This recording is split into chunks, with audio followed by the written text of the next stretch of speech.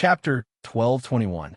Ouyang Shua's cold treatment made Li Yuanhao, the emperor of the Western Xia country, mad. Li Yuanhao was a smart man. He knew that the Great Xia didn't respond directly because they didn't think the Western Xia's offer was high enough. But this was Li Yuanhao's bottom line. Should he submit to the Great Xia like Jin, Shu, and Sui? Li Yuanhao couldn't do that. No matter who it was, as long as they sat on the throne, they would not abdicate until the very last moment. Li Yuanhao's countermeasure was to order the Yeli Wangrong brothers to lead their troops back before Xingqing Manor fell into the enemy's hands, no matter what, no matter the cost. Li Yuanhao decided to personally command the troops of the Tole tribe. Soon, it was December. After the natural disaster, the aftermath was endless. In the northern land in December, the wind was chilly and bleak. In some places, there was even heavy snow, dyeing the dark red ground white. The Mongolian Empire, Hala, and Lin. Genghis Khan looked at the snowflakes outside and said, "Winter is here." In just 2 months, cattle and sheep died in groups on the grassland because of the lack of grass. In order to save the breeding sheep, some herdsmen even took out their own rations to feed them. An unprecedented ordeal was burning the grassland. In order to exchange for food, some herdsmen at the border took the risk to sell the dead cattle and sheep to the Central Plains. Then, they bought food and fed the rest of the cattle and sheep. Many of the Mongolian nobles were involved. The most rampant place was the border of the Great Zhou dynasty. It seemed that the Great Zhou dynasty was indulging them. However, the border of the Great Xia dynasty, which was close to the Great Zhou dynasty, was strictly guarded, making it difficult for them to smuggle. However, the Great Xia dynasty had the most abundant food in the whole Central Plains. The Great Xia dynasty. Genghis Khan was lost in thought when he heard these words. Throughout the history of Huaxia, there was no dynasty like the Great Xia dynasty, which not only dominated Huaxia, but also dominated the world. It was said that the Great Xia dynasty covered the whole world, which made Genghis Khan fascinated. In the past, he had also built a super empire that spanned across the Eurasian continent. It's a great honor to be able to compete with such a figure in the same generation. Genghis Khan was still full of pride. The more he thought about it, the more clear-headed he became. He knew very well that now was not the time to confront Great Xia head-on. Genghis Khan raised his eyes and gazed into the distance. With the intuition of an emperor, he had a faint premonition that a ferocious tiger was quietly lurking in the south of Xixia. I'm afraid that the empire's road to attack the Western Xia will be full of twists and turns. Maybe I should consider Ogdi's suggestion. The Ogdi Khaganate did not attack the Tufan dynasty, not because they were afraid of the Tufan dynasty, but because the Tufan dynasty did not have enough resources. Although the territory of Tufan was vast, it was actually a barren land. Ogdi had his eyes on a fat piece of meat, but he didn't dare to act rashly. Great Zhou dynasty, Handan City. This winter, Dichan was also very cold. The country's strength was declining, and it was difficult to hold the fort alone. Everyone had deserted him. A series of setbacks had pushed Dichan into the depths of the abyss, and it almost failed to climb back up. It was Grandpa Dichan's appearance that cheered him up a little. What the Great Zhou dynasty had to deal with wasn't how to deal with Great Xia, but how to survive this cold winter. The natural disaster and the war had almost depleted the granary of the Great Zhou dynasty. Tens of millions of people were crying piteously for food, waiting for Dichan to think of a solution. With no other way out, Dichan could only take the risk. He instructed Lord Chunshin to use the Chamber of Commerce's name to exchange the limited food for the dead cattle and sheep in the grasslands. Because the herdsman's life was more difficult, the Great Zhou Chamber of Commerce made a lot of money. With the support of meat, the Great Zhou dynasty's winter was not too cold. After dealing with the food crisis, Dichan was discouraged and had no more fighting spirit. Sometimes, in the dead of night, Dichan would even envy Xiongba and Zhang Lang for being able to come back from the dead. This was the irony of the world. 5th of December, Xingqing Prefecture. Taoyui led 200,000 Mongolian cavalry and was already at the city gates. Both sides were racing against time. To Taoyuan, if they could capture Xingqing Prefecture before the Western Xiao reinforcements returned, then it would be a great victory. Li Yuanhao was naturally the opposite. The most powerful thing about the Mongolian cavalry was that they did not have any logistical burdens.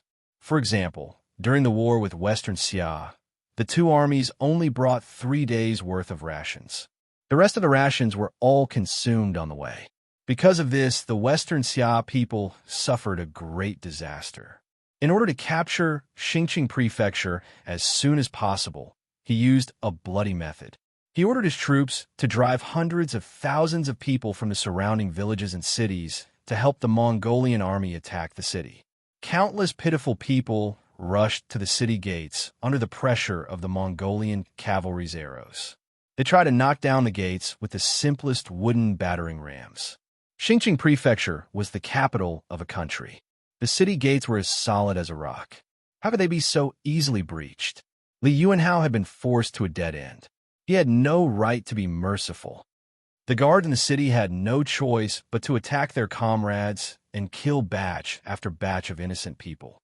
In just one day, the moat outside the city turned pale red. And this was just the beginning.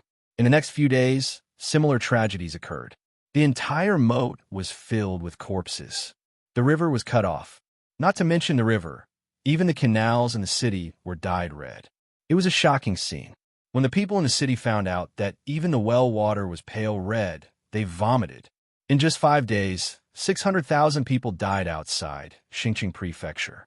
More than half of them were killed by the Mongolian army outside the city. It was to break the courage of the guards at the top of the city walls. Such a crazy act finally provoked the wrath of the people. Knowing that their compatriots were being mercilessly slaughtered like pigs and dogs, the Western Xia army that was still on the march burst out with unprecedented potential. They left a group to guard the rear and the rest of the main force to rush to Xingqing Prefecture. In order to stop the Mawali tribe, the Western Xia army that was guarding the rear launched a deadly charge.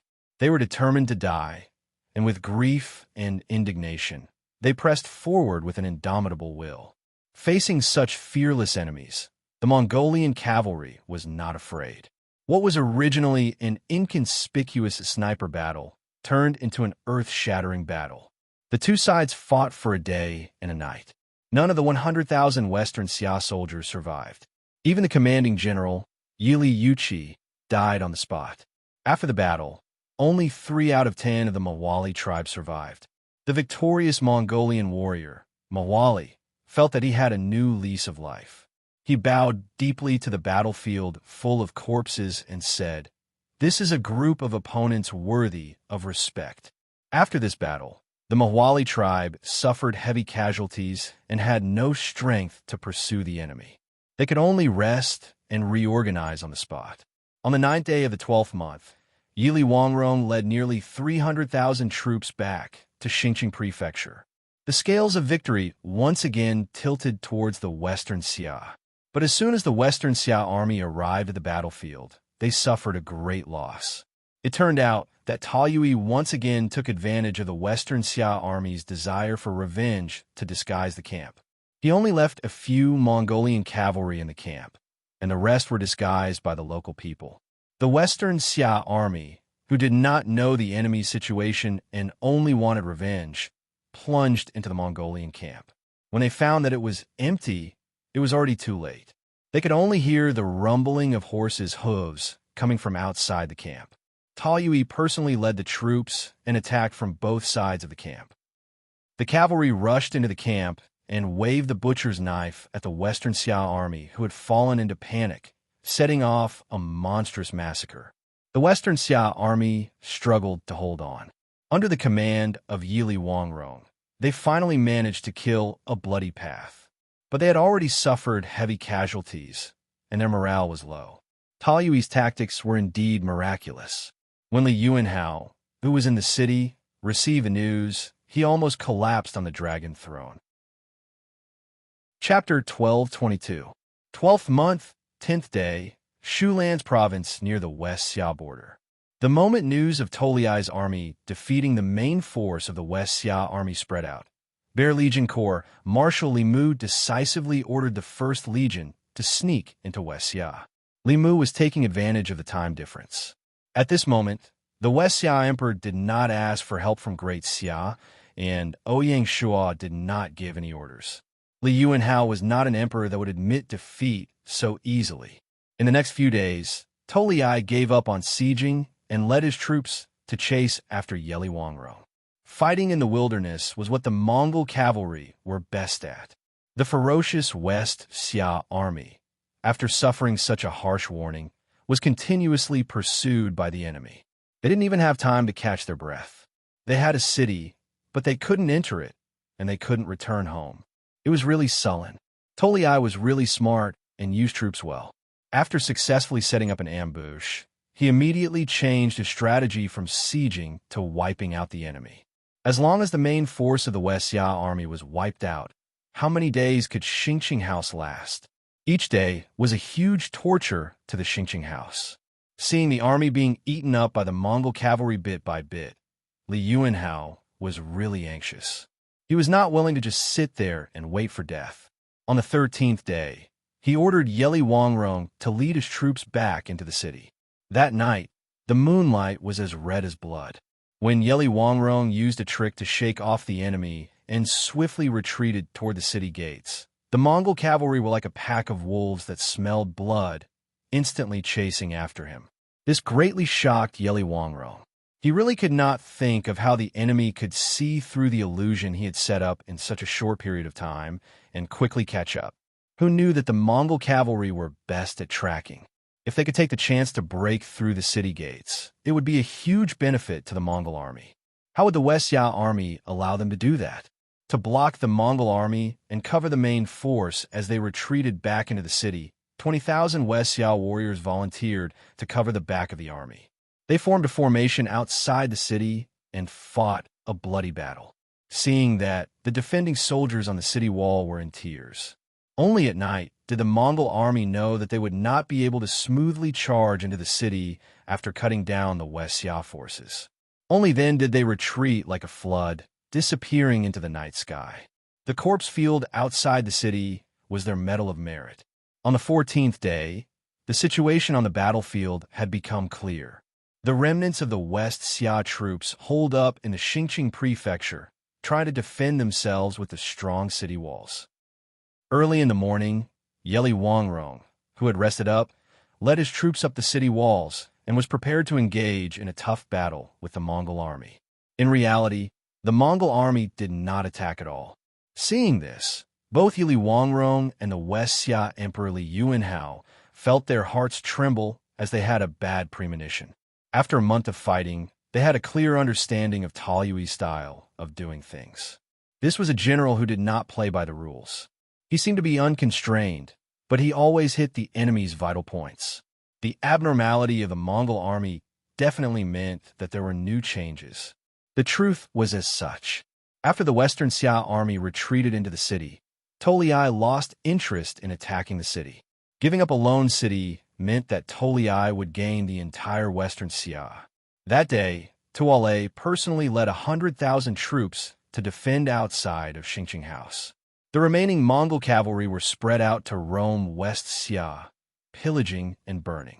Looking at their actions, it seemed like they wanted to clean out the entire West Xia. The battle seemed to have returned to the starting point. The only difference was that close to half of the 500,000 West Xia army was lost, and they were holed up in the city, not doing anything.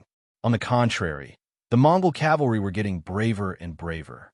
On the 16th day, Taoyui contacted the empire and asked them to send people to take over West Xia. He was really arrogant. At this stage, West Xia was already at the end of the road. That day, the stubborn Li Yuanhao finally admitted defeat. He told Great Xia that as long as they could protect the riches of the Li family, he was willing to submit to Great Xia. As for surrendering to the Mongol Empire, that was impossible. After a few rounds of battles, the two countries had formed a blood feud that would not rest until one side was wiped out. Great Xiao's efficiency was surprisingly high. When Ouyang Shuo received the report from the Honglu Temple, he immediately ordered the Northwest War Zone commander Li Jing to attack West Xia. Pretty much at the same time that Li Jing received the order, Li Mu led the 4 legions of the Eagle Legion Corps to charge into West Xia. In just a day, the first huge battle broke out. That day, the 1st Legion General of the soaring Eagle Legion Corps, Chun Tang, calmly commanded his troops. Taking advantage of the fact that Mu Kei's forces had not reacted, they swiftly surrounded them and crushed them. While Tal Yui led the troops to attack Xingqing House, Mukali's remaining forces had been resting up. How would he have known that the moment he received news that Great Xia was advancing into West Xia, enemy troops would appear around him? Caught off guard, he immediately suffered a huge loss. The collapse of Mukali's forces was like a bolt of lightning that streaked across the West Xia night sky. It showed that this country-wiping war due to grain had reached a new turning point. When Tal Yui, who was outside Xingqing House, received the report, his expression could not help but turn solemn. He had 2 choices in front of him. First, he could take the huge amounts of wealth and grain that he had plundered and retreat to the grassland. This would basically complete his pre-war goal. Second, he could go all out and attack Xingqing House. As the capital city of West Xia, Xingqing House had the most treasures and grain reserves. If he could take it down, the Mongol army would be able to eat their fill and not have to worry about winter. When that time came, they could either withdraw their troops or gather in the city to defend. Both were possible. Such a temptation was something that Tal Yui could not resist. During the south conquest of West Xia, Genghis Khan had Mukali as the main general and Tal Yui as the deputy. In the end, Mukali's forces suffered a crushing defeat, while Tal Yui's forces won many battles. This was a huge merit. If they could take down Xingqing House and solve the grain problem of the empire, the next Khanate would be the Tal Yui Khanate. Tal Yui of the wilderness was different from the one in history. In history, Tal Yui was a pure general who only knew how to fight on the battlefield. In the end, due to the suspicion of his 3rd brother, Ajadai, he died. Luckily, Tal Yui's descendants lived up to their expectations and took control of the Yuan dynasty bloodline. Even if Tal Yui was not willing, he had to consider for his bloodline. Taking control of a Khanate was his ultimate goal. Send my orders, gather up and attack Xingqing House. Tal Yui made up his mind. Yes. The moment the military order was given, the clouds moved and Xingqing House entered a tough battle once more.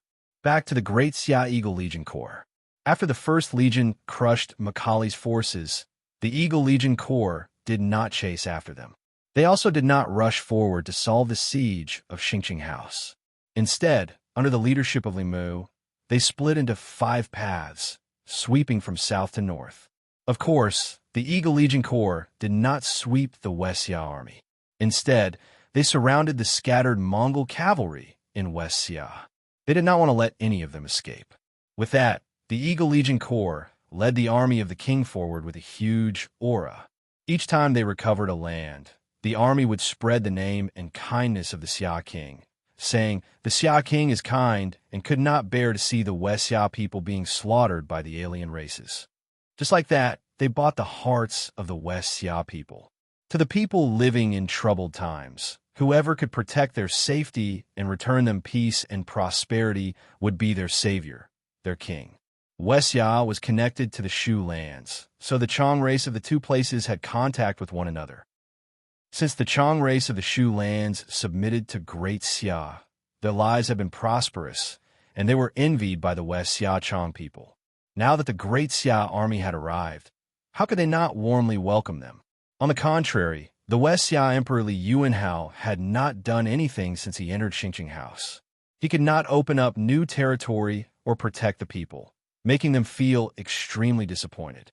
Especially not long ago, hundreds of thousands of people were slaughtered by his own soldiers, and blood flowed like a river.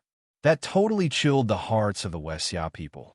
Although Li Yuanhao was forced to do that, emotionally, the people still could not forgive him. Under such a background, the Eagle Legion Corps was invincible. Everywhere they went, the people would welcome them. Furthermore, the Chong race people were really valiant, and they all led the army to surround the hiding Mongol cavalry. The encirclement operation went unusually smoothly. The Mongol cavalry that were still showing off their strength and pillaging suddenly became rats that everyone wanted to beat up. Although Tolui had given the order to gather up the army, the 100,000 troops had already been sent out, and they could not just call them back. To the Mongol cavalry that went out to pillage, this was a great job. While pillaging for the empire, they could also fill their own pockets. The Mongol army even had a rule that when the army went out to pillage, they only needed to hand over 80% of the wealth. The remaining could be split among the troops that participated in the pillaging. How could a red-eyed army be called back with just a simple order? The troops did not dare to openly go against the order, so they could randomly find a reason, such as the sudden storm, the bridge being destroyed, making it difficult to travel, and them having to go around it, which would delay the gathering time. There were so many excuses like this one that could be found in a basket. If it were not for the strict discipline of the Mongol army and Tolui's strong methods, who knew how long it would take to gather up the 100,000 troops. However, the moment the Eagle Legion Corps arrived, the scattered Mongol cavalry were like rabbits meeting an eagle. They ran faster than anyone else and hurriedly retreated toward Xingqing House, especially those scattered in the south, who were afraid that the Eagle Legion Corps would catch up. Sometimes, to quickly retreat, they had no choice but to throw away the wealth that they had obtained with much difficulty like trash. It was not that the Mongol cavalry were cowards, and it was not that the Great Xia army was so strong. Instead, they knew that along with the Great Xia army entering, the entire situation had changed. Before this, when the Chang people faced the Mongol cavalry in front of the fear of death, they could only hide in the mountains and forests. They did not dare to fight back at all. Now that the imperial army had arrived, the situation had changed. Before the Great Xia army arrived, the local Chang people had already gone down the mountains to welcome the imperial army. The way they looked at the Mongol cavalry was also weird. Under such circumstances, how would the Mongol cavalry dare to be arrogant? If they were not careful before the Great Xia army arrived, they would be ripped to shreds by the Chang people. Chapter 1223. The Mongolian Empire, Hala, and Lin. Genghis Khan had been paying close attention to the war in Xixia. When the Xia army was invited to officially intervene in the war, Genghis Khan knew that the empire had no chance of winning this war, unless more troops were sent to Xixia. In that case, it was likely that a local war would evolve into an uncontrollable all-out war. If the empire could send more troops, so could the Xia Empire. Moreover, it would be faster and on a larger scale. Order Taoyui to immediately lead the troops to withdraw from Xixia. Do not continue to fight, or you will be punished according to military law. Yes, Genghis Khan was more decisive than Taoyui and knew how to choose. Although the war was not a complete success, at least a large number of supplies were looted, which solved the urgent problem of the empire. As for how to solve the remaining food shortage, they could only think about it at length. If they continued to fight, not only would they lose the loot, but they might also lose money. Genghis Khan had been a soldier all his life and was never willing to do a losing business. Taoyui did not dare to disobey Genghis Khan's military order. On the 19th of December, Taoyui gathered the remnants of Muhuali's army, a total of 250,000 troops, escorted countless supplies, and quickly evacuated Xixia. For this batch of supplies, the Mongolian Empire lost 150,000 elite cavalry, so it was not difficult to understand Taoyui's reluctance and grievance when he left Xingqing Prefecture. Taoyui hated the Xia Empire, who had plucked the fruits of their labor. Seeing the retreat of the Mongolian army, Yeli Wangrong, who was even more aggrieved than Taoyui, was unwilling to give up. Regardless of Li Yuanhao's advice, he personally led 50,000 troops to chase after the Mongolian cavalry, trying to delay the retreat of the Mongolian cavalry. Taoyui, who had been holding back his anger for a long time, discussed with Muhuali and led the troops to turn around to face the enemy, once again defeating Yeli Wangrong. Even Yeli Wangrong himself was shot to death by Taoyui. This battle also marked the end of the war in Xixia. 3 days later, Li Mu led the troops to Xingqing Prefecture and took over the defense of the city from the Xixia army, marking that the Xixia Empire had completely become history. From this day on, The base of the Soaring Eagle Army would be moved from the Shu province to the territory of Xixia, becoming an elite force of the dynasty against the Mongolian Empire. With the Shu Han dynasty's submission, there were no more hidden dangers in the Shu province. The Flying Bear Army was enough. After receiving the military order from the War Zone Command Headquarters to the Privy Council, the remaining troops of the Western Xia Army, apart from the Soaring Eagle Army who had recruited some soldiers to make up for the losses they had suffered in the war and to organize the Provincial Garrison Division, were to be disbanded. With the current military strength of Great Xia, it was not suitable for them to expand their army. Therefore, Ouyang Shua had no choice but to reluctantly part with the more than 200,000 Western Xia soldiers who had survived the war and were first-class elites. Moreover, after this war, the population of the Western Xia country had withered, especially the young and strong. So, arranging for this batch of soldiers to retire would also help to restore the production of the Western Xia country as soon as possible. Ouyang Shua had already ordered the Civil Affairs Bureau to transfer a batch of Han people from Chengdu County of Sichuan Province to settle down in Western Xia, in order to replenish the population of Western Xia. As for the arrangements for Li Yuanhao and the Western Xia, they would have to wait for the imperial court's edict. When the news of the Western Xia country's submission to the Great Xia country came out, many people were envious and jealous. On the surface, it seemed that the Great Xia had occupied the vast Xixia country effortlessly this time. In fact, it seemed that they had gained a huge advantage. In fact, not everyone could take advantage of this. For example, the neighboring Qin state of Western Xia. Even if Li Yuanhao was willing to lead the Western Xia country and surrender to the Qin state, the Qin state would not be able to shelter Li Yuanhao from the Mongolian Empire. Moreover, the Mongolian army would not take the initiative to withdraw before the battle had even begun. The root cause was that the Great Xia country could smoothly take over the Western Xia country because of its strong national strength and unparalleled prestige in the Huaxia region. If it were any other country, it would be impossible. Moreover, taking over the Western Xia country was not necessarily a good thing in the short term. It meant that more than 10 million people would be crying piteously for food from the imperial court. December 25th, in Shanghai City. After several days of discussion, the imperial court's plan to deal with the Western Xia country had finally been settled. First, it was the imperial title for Li Yuanhao. In view of the fact that the Western Xia country had chosen to submit to the Great Xia country under special circumstances, and the Western Xia country did not have a deep foundation, according to the cabinet's opinion, Li Yuanhao would only be conferred the title of a first-class marquis. Furthermore, Li Yuanhao was not allowed to stay in Xingqing Prefecture. He had to move his entire clan to Shanghai City. This arrangement was also made in view of the fact that the Western Xia was home to the Chang tribe, and that Li Yuanhao had an unparalleled influence among the Chang tribe. Once the calamity was over and life returned to normal, the Chang tribe members who still held grudges against Li Yuanhao might regroup with Li Yuanhao and seek benefits for their tribe. This was something that Ouyang Shua was unwilling to see no matter what. Of course, the Great Xia's policy of racial equality also applied to the Chang tribe. Secondly, there was the administrative division of the Xixia country's territory. When Li Yuanhao founded the country, he used Xia as the name of the country and called it Great Xia. Because it was in the west, the Song people called it Xixia.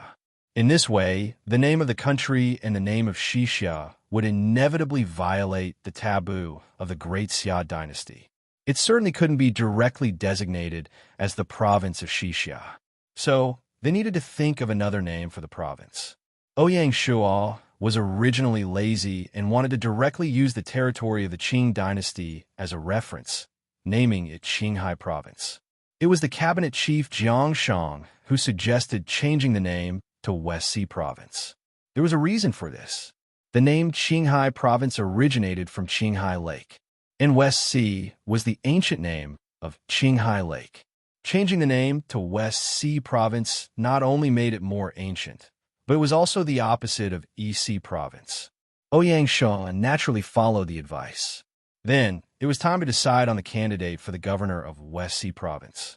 This time, Ouyang Shua still insisted on using the native people as his guide and promoted Chui Shaoxi, the former governor of Wuzhou in South Sichuan province, to be the governor of West Sea. As the pride of the Chui family, Chui Shaoxi had joined the territory when he was still in the county. He had served as the magistrate of Yishui County, the magistrate of Tianfeng Prefecture, the chief administrative officer of Zhenan County, and the governor of Wuzhou. This time, he was promoted again and finally became a high-ranking official. In just a few years, Chui Shaoxi had grown from a county magistrate to a third-rank provincial governor. Together with his sister Chui Yingyu, they formed the twin walls of the Chui family. This was because local officials had more opportunities for promotion than officials in the imperial court. It was not difficult to understand why some Great Xia officials who wanted to become central officials liked to go to the local yamen to gain experience. This way, they could increase their qualifications and get promoted. The person who replaced Chui Shaoxi as the governor of Wuzhou was an even more special person. This person was called Ouyang Huan. Before he was personally appointed by Ouyang Shua as the governor of Wuzhou, he was just an unknown official in the imperial court. With this promotion, he officially appeared in the eyes of the imperial court. It was not because Ouyang Huan was talented, but because of his special identity. Ouyang Huan was Ouyang Shua's distant third uncle and could be considered half a relative of the imperial family. He was also an outstanding member of the Ouyang family. His promotion to the governor indicated that the imperial family was beginning to gradually rise. Regarding this, from the cabinet to the imperial court, everyone tacitly did not discuss it. How could they allow others to criticize the emperor's family matters? In the imperial study of the palace, the person Ouyang Shua was meeting was Ouyang Huan, who had recently been the focus of attention. Third uncle, you'll be placed under a microscope when you take up your post. Too many people are watching your every move. By doing this, you are putting third uncle on the fire, Ouyang Shua said half-jokingly and half-seriously. Ouyang Huan was a middle-aged man. His face was resolute like it had been carved by a knife. One look and you could tell that he was a very powerful person. However, he was a man of few words and never spoke nonsense. This was something that Ouyang Shua especially admired. As a relative of the imperial family, the most taboo thing was to talk too much. As the saying went, the more you talk, the more mistakes you make. Once he said something wrong, not only would he embarrass himself, he would also damage the imperial family's reputation. This made things difficult for Ouyang Shua. The wheel of history had pushed the Ouyang family to their current position, so they had to constantly reflect on themselves. Hearing this, Ouyang Huan nodded and said, "Don't worry. I know. Third uncle, true gold fears no fire. This time in Wuzhou, you will definitely achieve great things." Ouyang Shua was very confident in his ability to judge people. The uncle and nephew looked at each other and smiled. In the blink of an eye, it was the 30th of December. According to the usual practice, Gaia would release a new round of system updates on this day. No one knew what kind of surprise or shock Gaia would bring this time. Chapter 1224, Gaia's 6th year, December 30th. A system announcement resounded throughout the world. World announcement.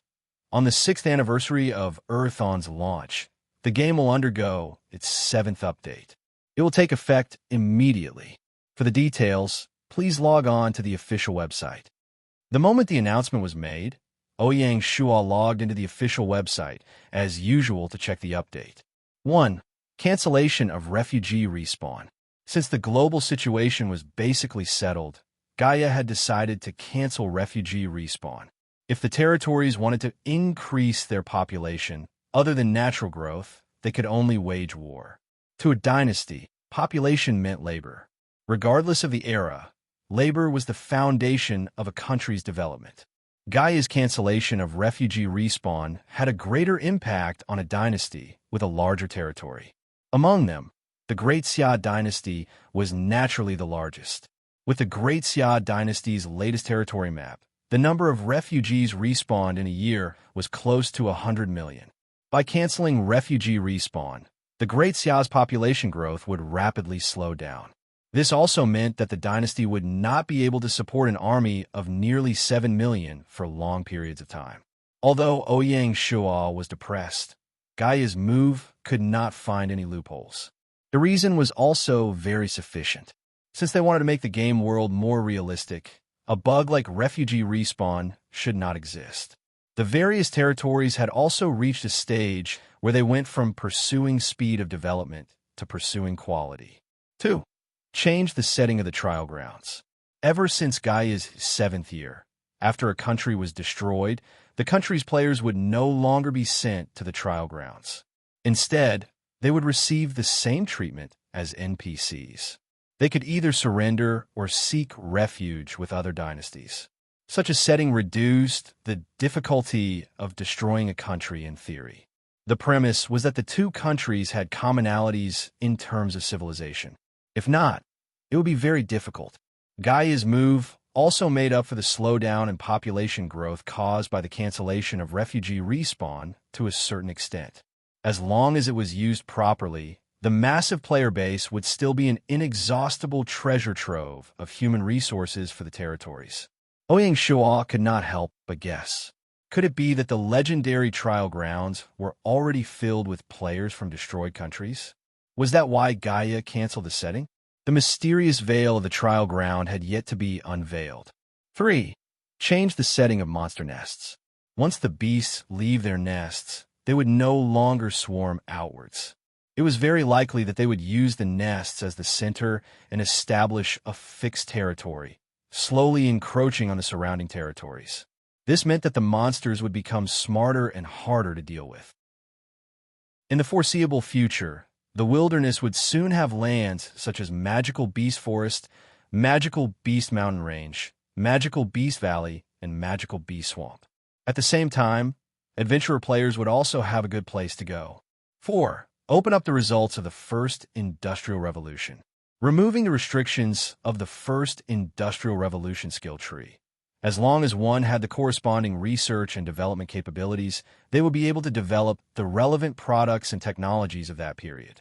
The First Industrial Revolution began with the invention of the working machine and was marked by the widespread use of the steam engine as a power engine.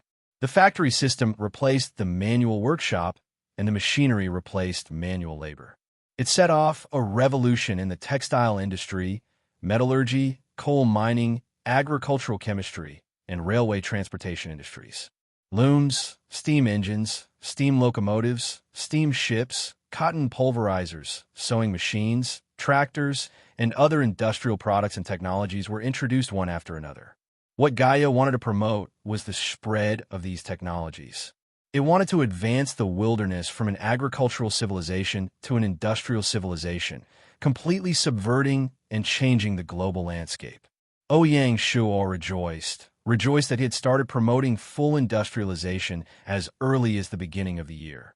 From then on, apart from war, there would also be a round of technological and economic competition. Any lord with the slightest bit of brains would realize that as Gaia opened the floodgates to industrial technology, it would definitely lift the skill tree restrictions of the second or even the third industrial revolution. Before that, whichever dynasty had more technicians and technology reserves, that dynasty would be one step ahead of the others. The above 4 items were the full contents of this round of updates. There were no new expansion packs released, indicating that the game world Gaia was building was becoming more and more perfect. Gaia would also gradually reduce its interference in the game world, allowing it to evolve. Shanghai City, Royal Palace. Another year had passed. Ouyang Shuo stayed alone in the royal study, reflecting on the past year. Ever since the Federation disintegrated and Skynet took over everything, Ouyang Shuo was relieved of the heavy burden in his heart despite having 2 opponents, the Azure Badge and the Silver Hand. Externally, although the Morocco province had fallen, they had successively conquered Johor, Payu, the 3 islands of Java, and Ethiopia, including the Maldives County, Hawaii County, and Hawaii County. The results were plentiful. Internally, they were even more powerful. They had successively conquered the Han and Qin kingdoms, subdued the Jin, Sui, Shu, and Xixia kingdoms. Together with Xiong Ba and Battle Wolf, the unification of China was unstoppable. The constant expansion of their territory was an increase in military strength, population, and resources. After a year of hard work, the Grand Xia had achieved major breakthroughs in both internal and external affairs. They had initially broken free from the restraints of the Silver Hand and the Azure Badge, establishing a stable rear. Even so, Ouyang Shua did not dare to slack off in the slightest. The seventh year of Gaia would be a year filled with opportunities and challenges. They needed to continue forging ahead. Internally, they had to speed up the pace of unification to create the conditions for optimizing the size of the army. Externally, they had to use the African and American battlefields as a medium to open up the path to global hegemony. Other than expansion, internal affairs were also of utmost importance. Ouyang Shua had a long way to go to govern a large empire and prevent it from deviating from its course. Especially with the wave of industrialization, the Grand Xia was bound to make changes. They had to mobilize all resources, stimulate internal motivation, optimize the industrial structure, and solidify the foundation of the empire. In addition, with the rise of a new social class and the new aristocrats, it was a huge test for Ouyang Shua to balance the various factions to prevent internal strife and unite against external enemies. The territory of an enormous dynasty was more than 5,000 kilometers, and its subjects numbered in the hundreds of millions.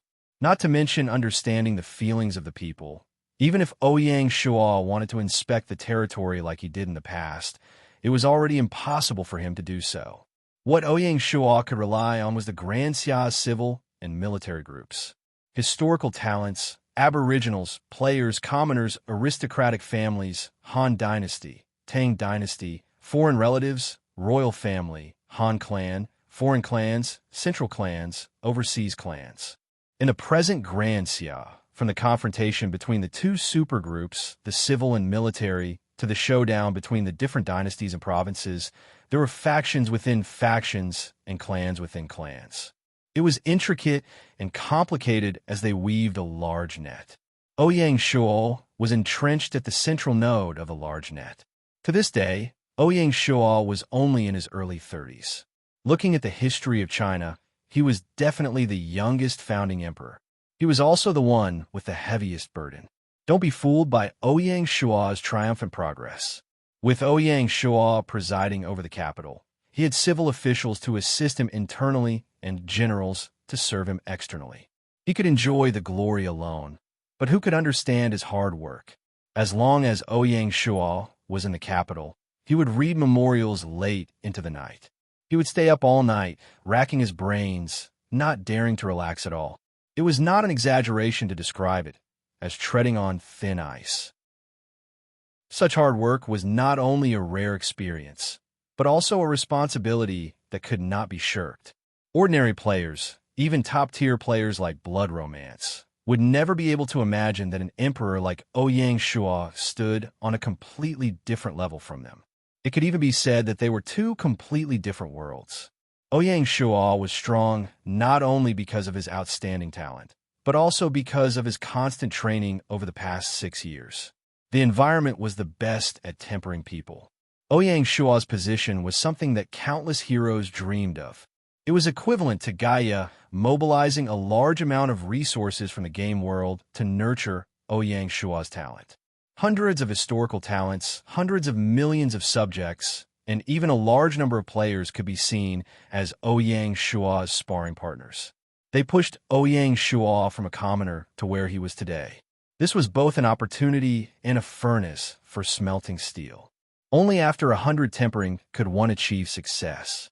Although Ouyang Shua did not forget his original intentions, he had no choice but to shoulder the heavy burden of spreading the Chinese civilization to the entire world, making it the future hope of planet Earth.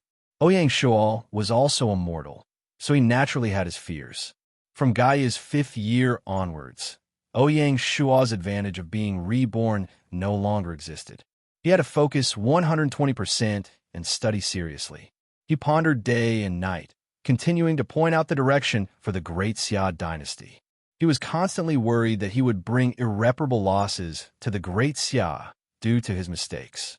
Outsiders only knew that the Great Xia dynasty was smooth sailing, as though the heavens were helping them. Little did they know that in order to formulate a development strategy for the dynasty, Ouyang Shuo had suffered insomnia day and night. Only his wife, Song Jia, knew a thing or two about it. For this, Song Jia had already resigned from all her external positions. She had given up her dreams of being an entertainment pontiff. She was willing to be the woman behind Ouyang Shuo, managing the harem and creating a small world for Ouyang Shuo to rest in. The couple helped each other in times of need. The path of an emperor was never just filled with flowers and wine. It was filled with thorns, torment, loneliness, and choices. It was a representation of abandoning one's personal desires. Just as Ouyang Shuo was deep in thought, a clear voice came from outside the door. "Brother." It was like a clear spring that washed away the gloominess in the room.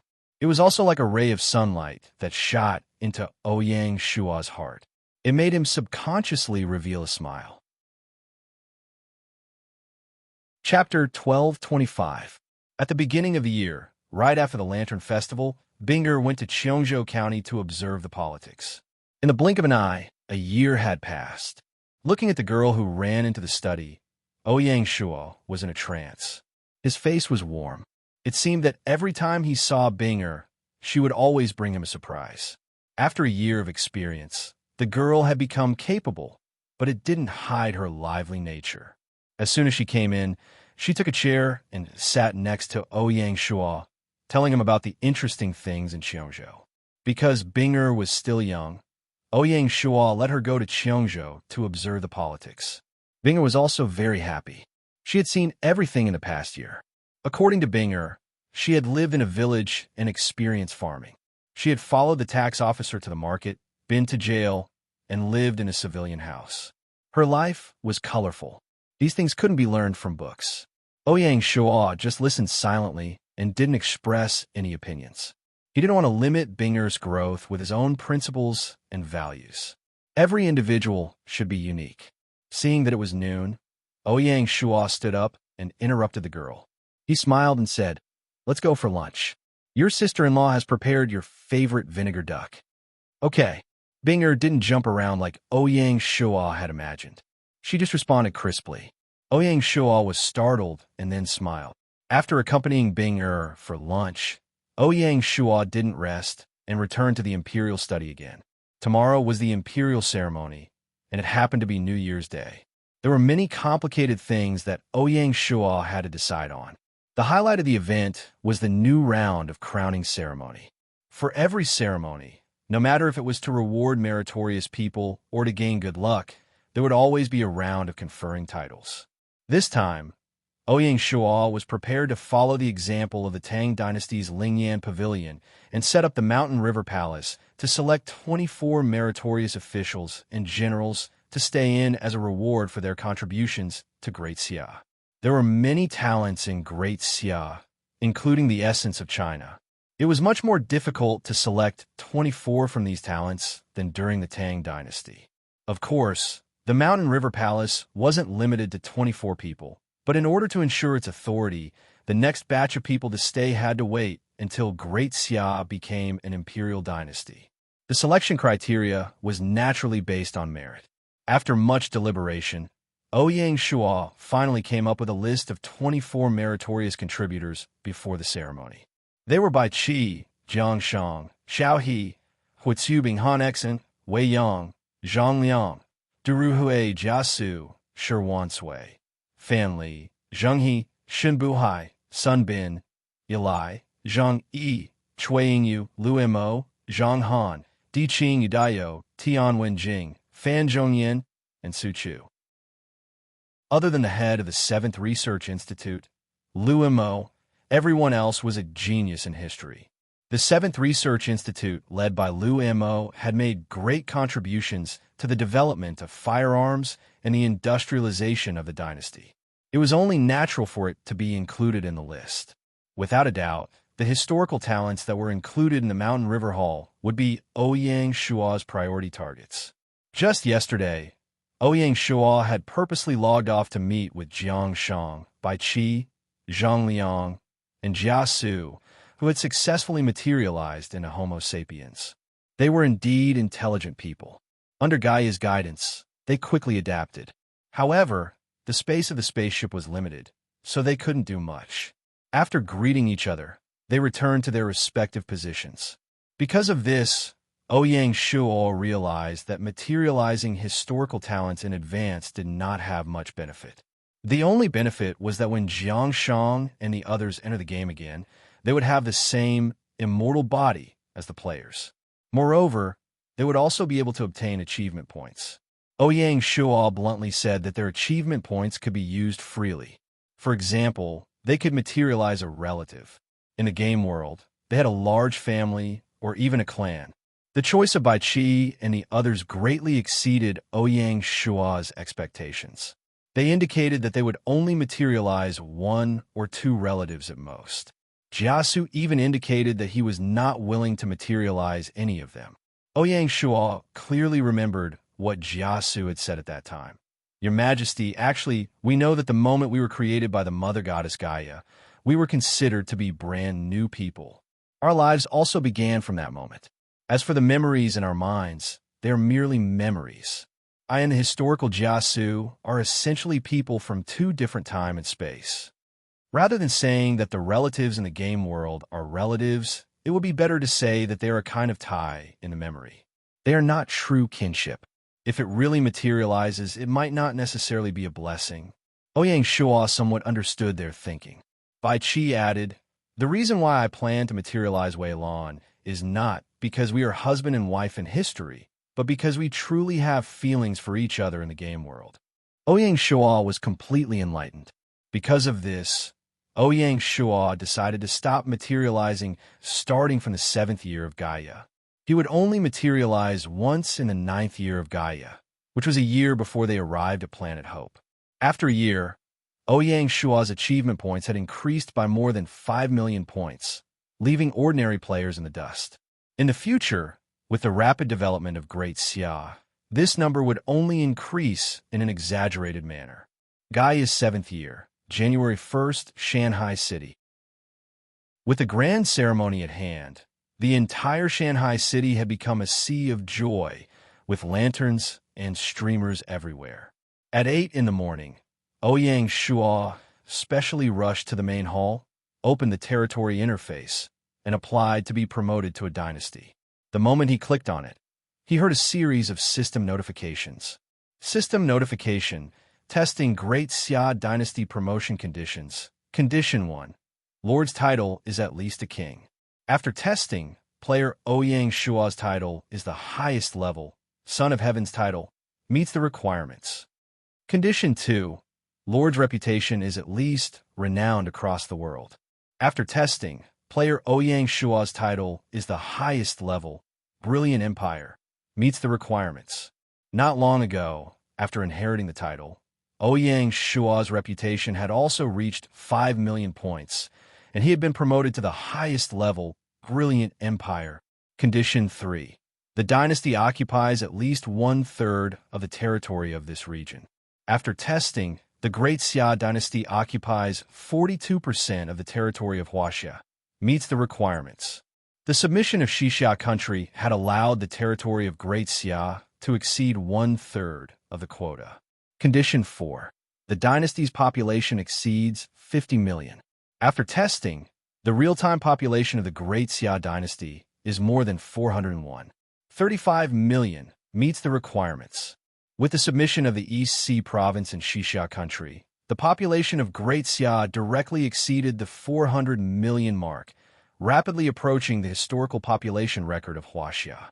Condition 5. The dynasty owns at least 1 overseas territory. After testing, the Great Xia Dynasty has conquered 14 countries, established 1 city, 3 counties, and 8 provinces, meets the requirements. Apart from the Great Xia Dynasty, no one else had such achievements. Condition 6.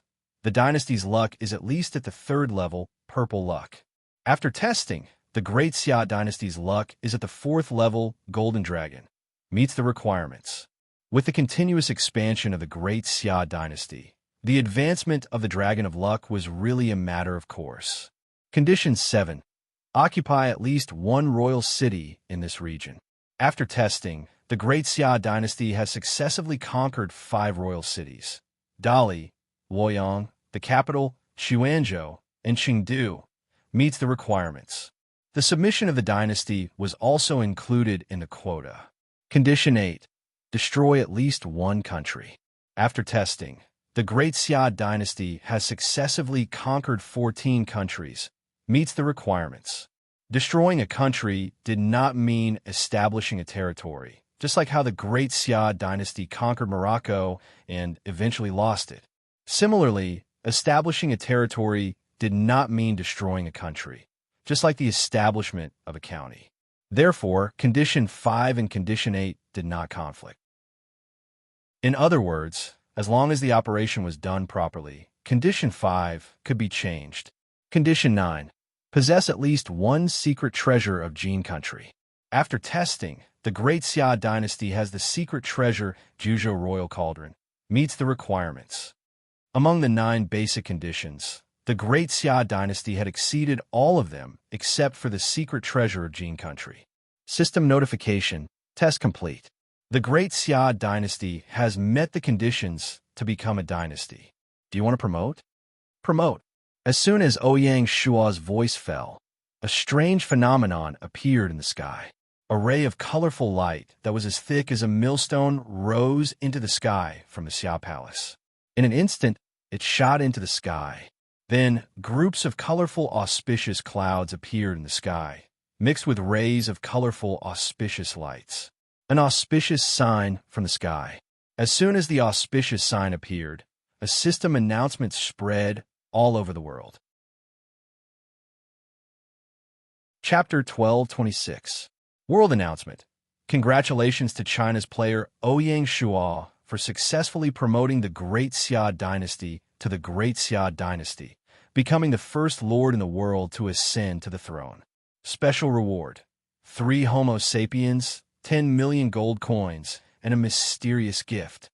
Gaia was as generous as ever, and the reward was very special. Ouyang Shua did not think too much about the 3 Homo sapiens. He gave them to Han Xian, Li Jing, and Hui Tsubing to ensure their safety. The 10 million gold coins reward could slightly alleviate the financial pressure of the Great Xia dynasty. Just before the new year, the Great Xia Bank, the Great Xia Commercial Bank, and the Great Xia Agricultural Bank were established one after another. With the establishment of the 3 banks, it would be of great help to the dynasty's macro control. The court could use silver as a medium to absorb the scattered funds in the hands of the people. They could then lend to corporations, merchants, and farmers, using the power of capital to promote rapid economic growth. What Ouyang Shua looked forward to the most was the mysterious gift. When the Great Xia dynasty was established, Gaia had also given Ouyang Shua a mysterious gift, the Basic Information Atlas of Planet Hope. It made many of Ouyang Shua's decisions lean towards Planet Hope. System notification. Congratulations to player Ouyang Shua for obtaining a mysterious gift. Do you wish to receive it now? Receive. System notification. Starting to draw a mysterious gift. System notification. Congratulations to player Ouyang Shua for obtaining a special item. You have obtained an Imperial Death Talisman. Congratulations. Imperial Death Talisman. After use, you can choose any NPC Emperor to die immediately. Ouyang Shua could not help but gasp after reading it. This item was like a bug that could kill without leaving a trace. Seeing this, Ouyang Shua carefully kept it in his pocket. Ouyang Shua would not use this talisman unless it was a critical moment. After receiving the mysterious gift, Ouyang Shua was about to leave the hall to participate in the promotion ceremony when he heard a system notification. System notification. After the Great Xia dynasty has been promoted to a dynasty, the capital, Shanghai City, has been given a chance to relocate. Do you wish to relocate it now? Friendly reminder. The relocation area is limited to the Lianzhou Basin. Ouyang Shua was stunned. He did not expect such a thing. In fact, As the dynasty's territory continued to expand, the discussions about moving the capital had never stopped. Those who proposed moving the capital believed that Shanghai City was located in a corner of the southwest coast of the Huaxia region, far away from the Central Plains. Although there was no threat of security, it was not beneficial to the surrounding territories and was not conducive to strengthening the monitoring of the local provinces. Moving the capital to the Central Plains was a good choice, especially in Gaia's last update. It had removed the setting of conquering a territory's city being the same as conquering a territory. Some ministers suggested that Luoyang could be made the new capital, with Shanghai City as the secondary capital. Ouyang Shua had always been non-committal towards this. Shanghai City, which was located in the Lianzhou Basin of the South Sichuan province, was indeed a corner of Huaxia. However, the territory of Great Xia was not limited to Huaxia itself. If one were to consider the situation of the world, with the development trend of the Great Xia, no city would dare to say that it would be able to remain at the center of the empire. Including the southern border, Shanghai City was located at the center of the north and south.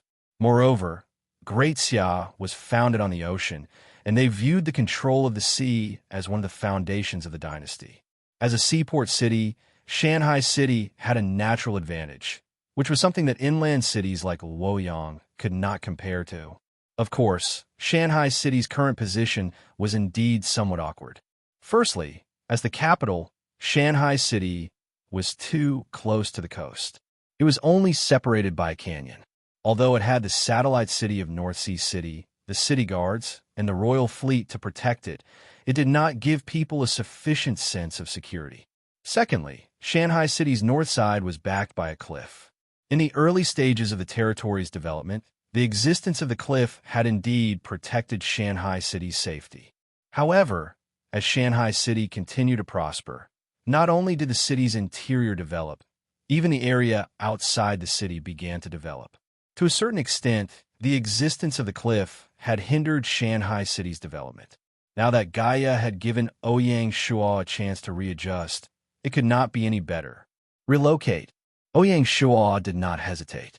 System prompt. Please select your relocation location. Looking at the miniature map of the Lianzhou Basin, Ouyang Shua did not hesitate. He directly tapped on the grassland in the middle of the Lianzhou Basin and placed Shanghai City in the middle of the basin. To the north of the city was the beautiful Blessed Lake. As such, not only could Shanghai City be far from the coast, but the grassland was also vast and flat, giving Shanghai City sufficient space to expand. It would be more than enough for Shanghai City to develop into a modern city in the future. System prompt. Relocation location confirmed. Would you like to relocate now? Ouyang Shua was stunned. He asked, the center of the grassland is where Blessed City is. What will happen to Blessed City after Shanghai City is relocated there? Will it disappear? System prompt. Blessed City will be relocated to Shanghai City's current location. Ouyang Shua then calmed down. Relocate. As soon as he finished speaking, the two cities instantly switched positions, as if the stars had shifted. The entire process took less than 5 seconds. Everyone in the two cities, including Ouyang Shua, did not feel anything. To Gaia, it was just a matter of exchanging a set of data.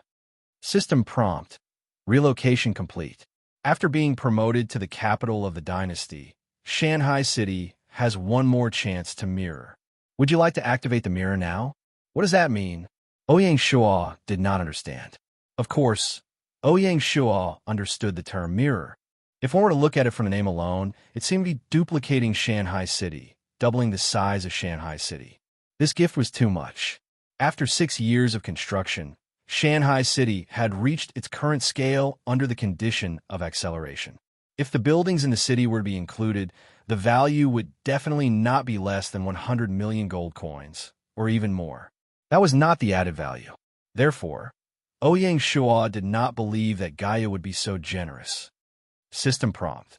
The so-called mirror is using Shanghai City's current city walls, streets, and municipal pipe network as the blueprint to replicate an empty city with only the city walls and main roads for the second development of the territory. Ouyang Shuo was relieved. For example, in reality, if the government wanted to build a new city district, whether it was a residential area or a commercial office building, it would be the work of the real estate developers. The government's responsibility was to build the municipal roads and connect the municipal pipe network, such as water, electricity, communication, and gas. Gaia's mirror was to complete all the things that the imperial court of Great Xia wanted to do in one go. Even so, it was still a super big gift. As the central city of the world, Shanghai City was the center of attention. Its population had long reached the upper limit, and the imperial court had no choice but to take coercive measures to restrict the influx of foreigners into Shanghai City. Now that the city had been expanded to twice its original size, and with Shanghai City's highly developed real estate development level and unparalleled attraction, the new district would soon prosper.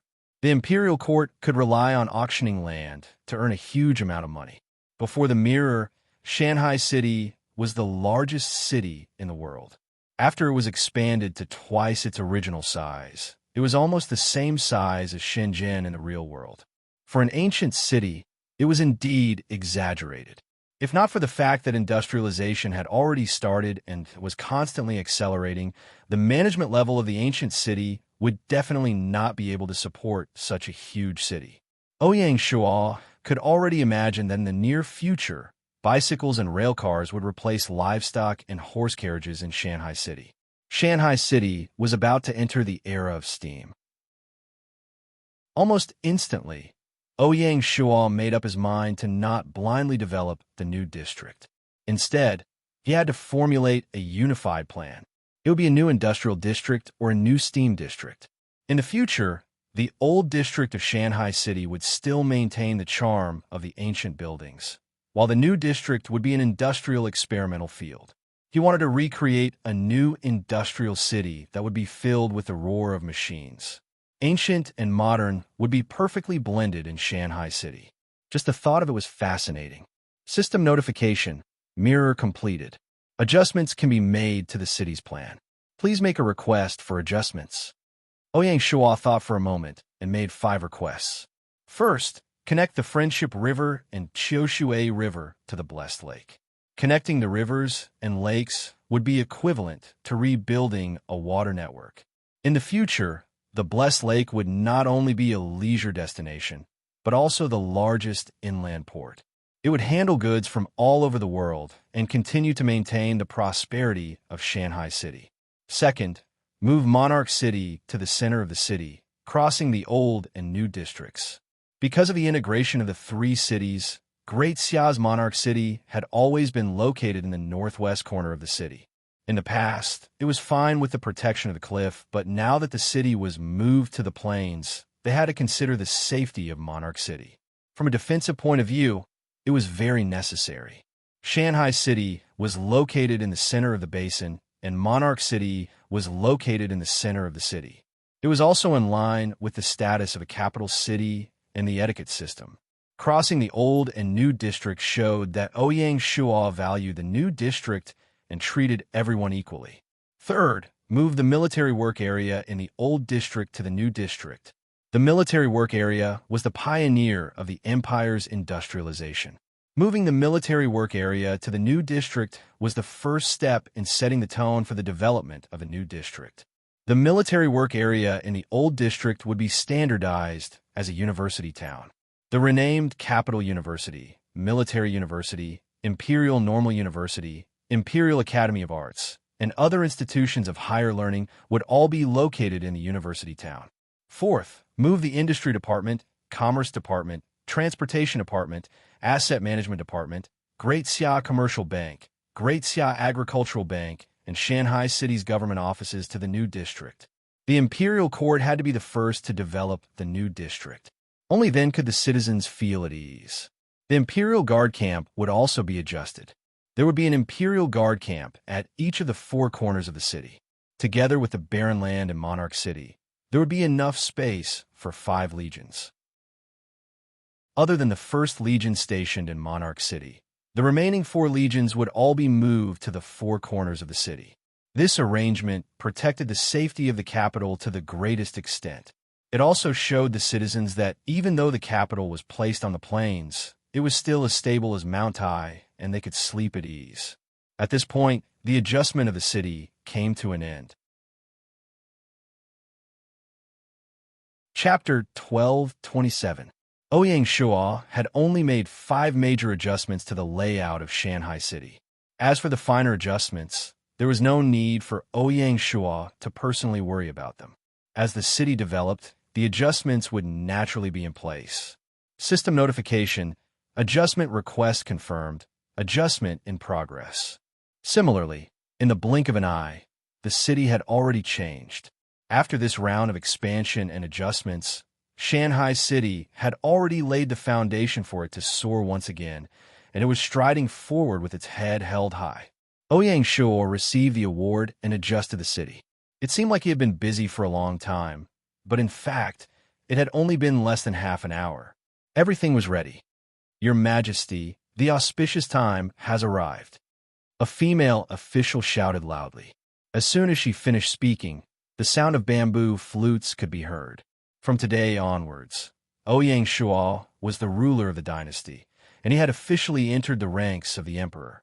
He could be addressed as Your Majesty, and he was the true son of heaven.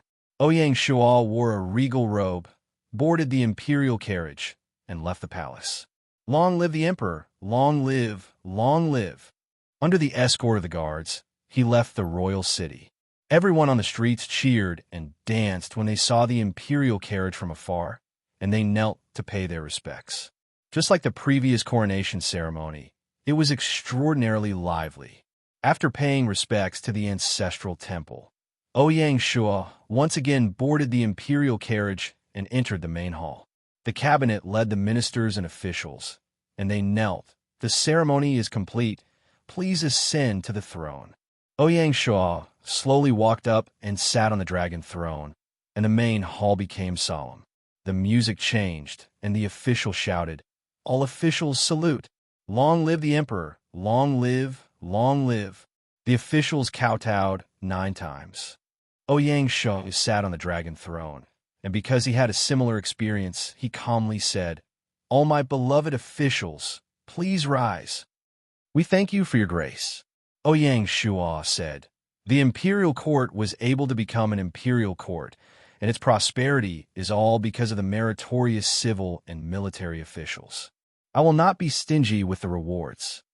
The cabinet led the hundreds of officials, and they bowed 3 times. "After I ascend to the throne, I am willing to follow the example of my predecessor and establish the Shana Palace, and list 24 meritorious officials." As soon as he finished speaking, the eyes of the civil and military officials lit up, and they were filled with anticipation. Ouyang Shua was the only one who knew about the matter regarding the Mountain River Hall. Not even the inner pavilion knew about it. Now that it was suddenly thrown out, it naturally caused a commotion. Ouyang Shua had not invited outsiders to this promotion ceremony.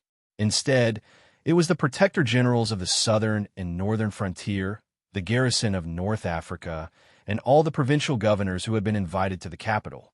As he spoke, Ouyang Shua shot a look at Bai Nanpu, who was standing to the side. Bai Nanpu understood and unfurled the imperial edict.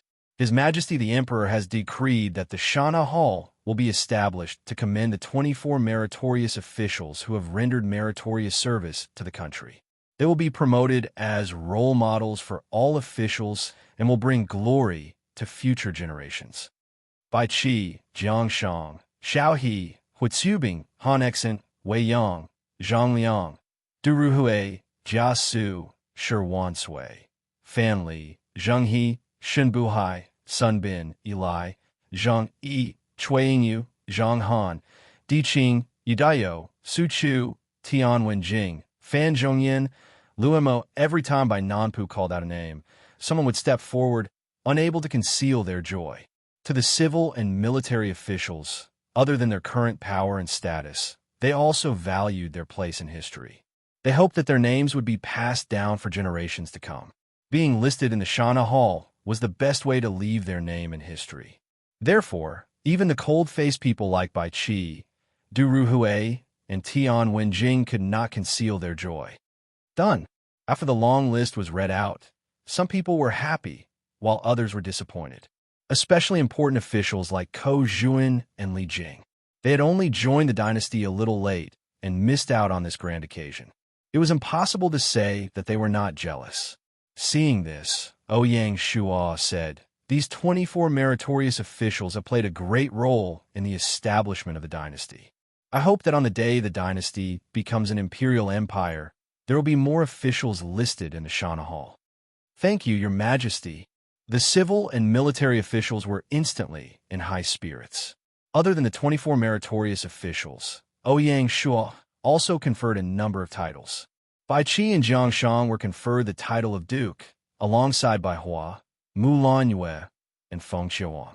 Xiao He, Hua Xiubing, and Han Xian were conferred the title of First-Class Marquis.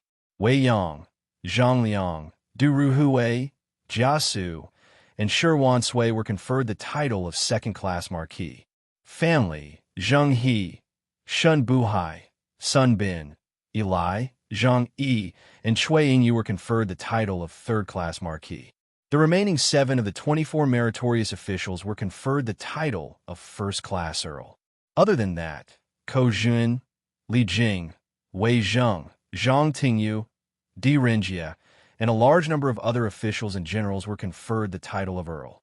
It was not difficult to see that Ouyang Shua was very cautious about conferring titles, especially those above the rank of Marquis. To put it bluntly, he was stingy. It was impossible to subdue these feudal officials and examine their work reports without picking out some mistakes and giving some constructive suggestions at the same time. This required Ouyang Shua to have a deep understanding and plan for the provinces. In a month before the new year, apart from preparing for the promotion ceremony, more than half of Ouyang Shua's energy was spent on this. Of course, such an extremely difficult task was not something that Ouyang Shua could handle alone. Behind every suggestion Ouyang Shua made was the painstaking effort of the cabinet and the cabinet of advisors. Using the opportunity of reporting to him, Ouyang Shua took the opportunity to review the province's plans for Gaia's 7 years, so as to not deviate from the route that the imperial court had planned for them. Of course, with a larger territory, there would naturally be a difference in quality. Ouyang Shua was very satisfied with the management of some of the 24 provinces. There were even unexpected surprises. For example, Hu Zongxian's reorganization and planning of the river province made the cabinet's eyes light up. There were some that were not satisfactory. During the report, Ouyang Shua did not show any mercy. He directly reprimanded the governor. "If you do not wake up and guard against arrogance and rashness, we will remove you from your post." Ouyang Shua was a man of his word. With the dynasty's development to this stage, removing 1 or 2 governors would not cause any unrest. Chapter 1228. On the 8th of January, the governors had all returned. Even Bing'er returned to Jingzhou County to observe the politics. Since Bing'er did not dislike such a lifestyle, Ouyang Shua was prepared to let her train in Jingzhou County for a few years. Ouyang Shua smiled bitterly as he recalled how the governors had carefully asked him when he would be promoted to an imperial dynasty before they left. On the night of the ceremony, Ouyang Shua had checked the requirements to become an imperial dynasty. Compared to the 9 requirements for a dynasty, an imperial dynasty only required 3. Requirement 1. Unify the China region. There was nothing much to say about this. Unifying China had always been Great Xia's goal. If everything went smoothly, Gaia would be able to achieve this requirement in 7 years. Requirement 2. Become the overlord of the Asia region. This was a little difficult. Thinking about the circumstances under which Great Xia established itself as the overlord of the China region, it was obvious how difficult it was. The Asia region was the strongest region in the world. Other than the Great Xia dynasty, there were also the Romanov dynasty, Ashoka dynasty, Maurya dynasty, Gupta dynasty, Persia Empire, and Arabia Empire. Even the Caesar dynasty occupied a corner of the Asia region. If Great Xia wanted to become the overlord while surrounded by enemies, it would be impossible to achieve it without destroying a few dynasties. The biggest challenge would be the 3 dynasties in the India region. Requirement 3. Gain the recognition of the global dynasties. This was even more difficult. Thinking about Great Xia's situation, to gain the recognition of the global dynasties was basically equivalent to smashing the cake of the Silver Hand and Azure Badge. Otherwise, it would be impossible to achieve. Other than the above 3 requirements, there were no requirements for titles, reputation, territory, luck, or population. As long as the above 3 requirements were met, all the basic requirements were included. Ouyang Shual wondered if Gaia had never thought of promoting a dynasty to an imperial dynasty by setting such stringent requirements. After all, including Gaia's 7 years, there were only 4 years left in the game world. No matter what, I have to give it a try. The moment he checked the requirements, Ouyang Shual made up his mind to promote Great Xia to an imperial dynasty. This was his ultimate goal in the game world. With that, he had no regrets. While Ouyang Shual was being briefed by the governors, the relocation and doubling of Shanghai City's expansion had begun to ferment. Gradually, it became the most popular matter in Shanghai City and even the entire imperial dynasty. The popularity of this incident had already surpassed that of the promotion ceremony that had just ended. Anyone with a discerning eye could see that compared to the crowded old district, the new district was a virgin land that had yet to be developed. It contained unlimited opportunities and wealth. For a time, no matter if it was the common people, high officials, or nobles, chatting on the streets, meeting in tea houses, or contacting in secret, the focus of their discussion was mostly the matter of the new city. Everyone was eager to occupy a place in the new city. However, the Yamen of Shanghai City was very secretive about the planning of the new city area. No matter how the high-ranking officials, nobles, merchants, and gentry tried to ask about it indirectly, from the Yamen of Shanghai to the ordinary officials, they did not say a word, which made people anxious. The government of Shanghai City was in a difficult position. A few days ago, the imperial court had taken over the overall planning authority of Shanghai City from the government of Shanghai City and handed it over to the executive yuan to take the lead. The finance department, the industry department, the civil affairs department, Jingshu University, and many other institutions were involved. The cabinet was responsible for the review. The standard was so high that it exceeded everyone's imagination. Before drawing up the overall plan for Shanghai City, the first thing the cabinet did was to adjust the administrative division of Lianzhou County. On the morning of the 9th of January, in the Palace of Royal City, as the Jingshu University, the military university, and the Imperial Guards moved out, Royal City suddenly became empty. As far as the eye could see, there were busy craftsmen everywhere. Whether Ouyang Shual was willing or not, it was necessary to expand the palace in order to match the status of the dynasty. According to the plan, the entire royal city was divided into 3 major areas. The south and north were the boundaries, and the entire north was the palace area. The south was divided into 2. The west was the government area, and the east was the Temple of Heaven and the Ancestral Temple. The camp of the 1st Legion of the Imperial Guards was no longer concentrated in one place. Instead, it was divided into 5 large drill grounds, and every key area of Royal City was guarded. They patrolled day and night to protect the safety of Royal City. According to the system, the 1st Legion no longer participated in external battles. The outer palace of the palace was guarded by the Divine Guards, and the harem was led by Hua Mulan, who was the female palace guards. For this reason, Ouyang Shual specially approved the expansion of the Divine Guards to a scale of 5,000 people. In this way, even if Ouyang Shual went out, he could still leave 2,000 Divine Guards to guard the palace. Other than the defense on the surface, the Shadow Guards had recruited a large number of martial arts experts from the pugilistic world in recent years. Each of them was skilled and hidden in every corner of the palace. If anyone really wanted to enter the palace to assassinate the emperor, they might have gone to the wrong place. This arrangement was not because Ouyang Shuo was timid, but because the assassination of Emperor Wu of Han and the poisoning of Feng Qiuhuang happened not too long ago, and Ouyang Shuo had to be on guard.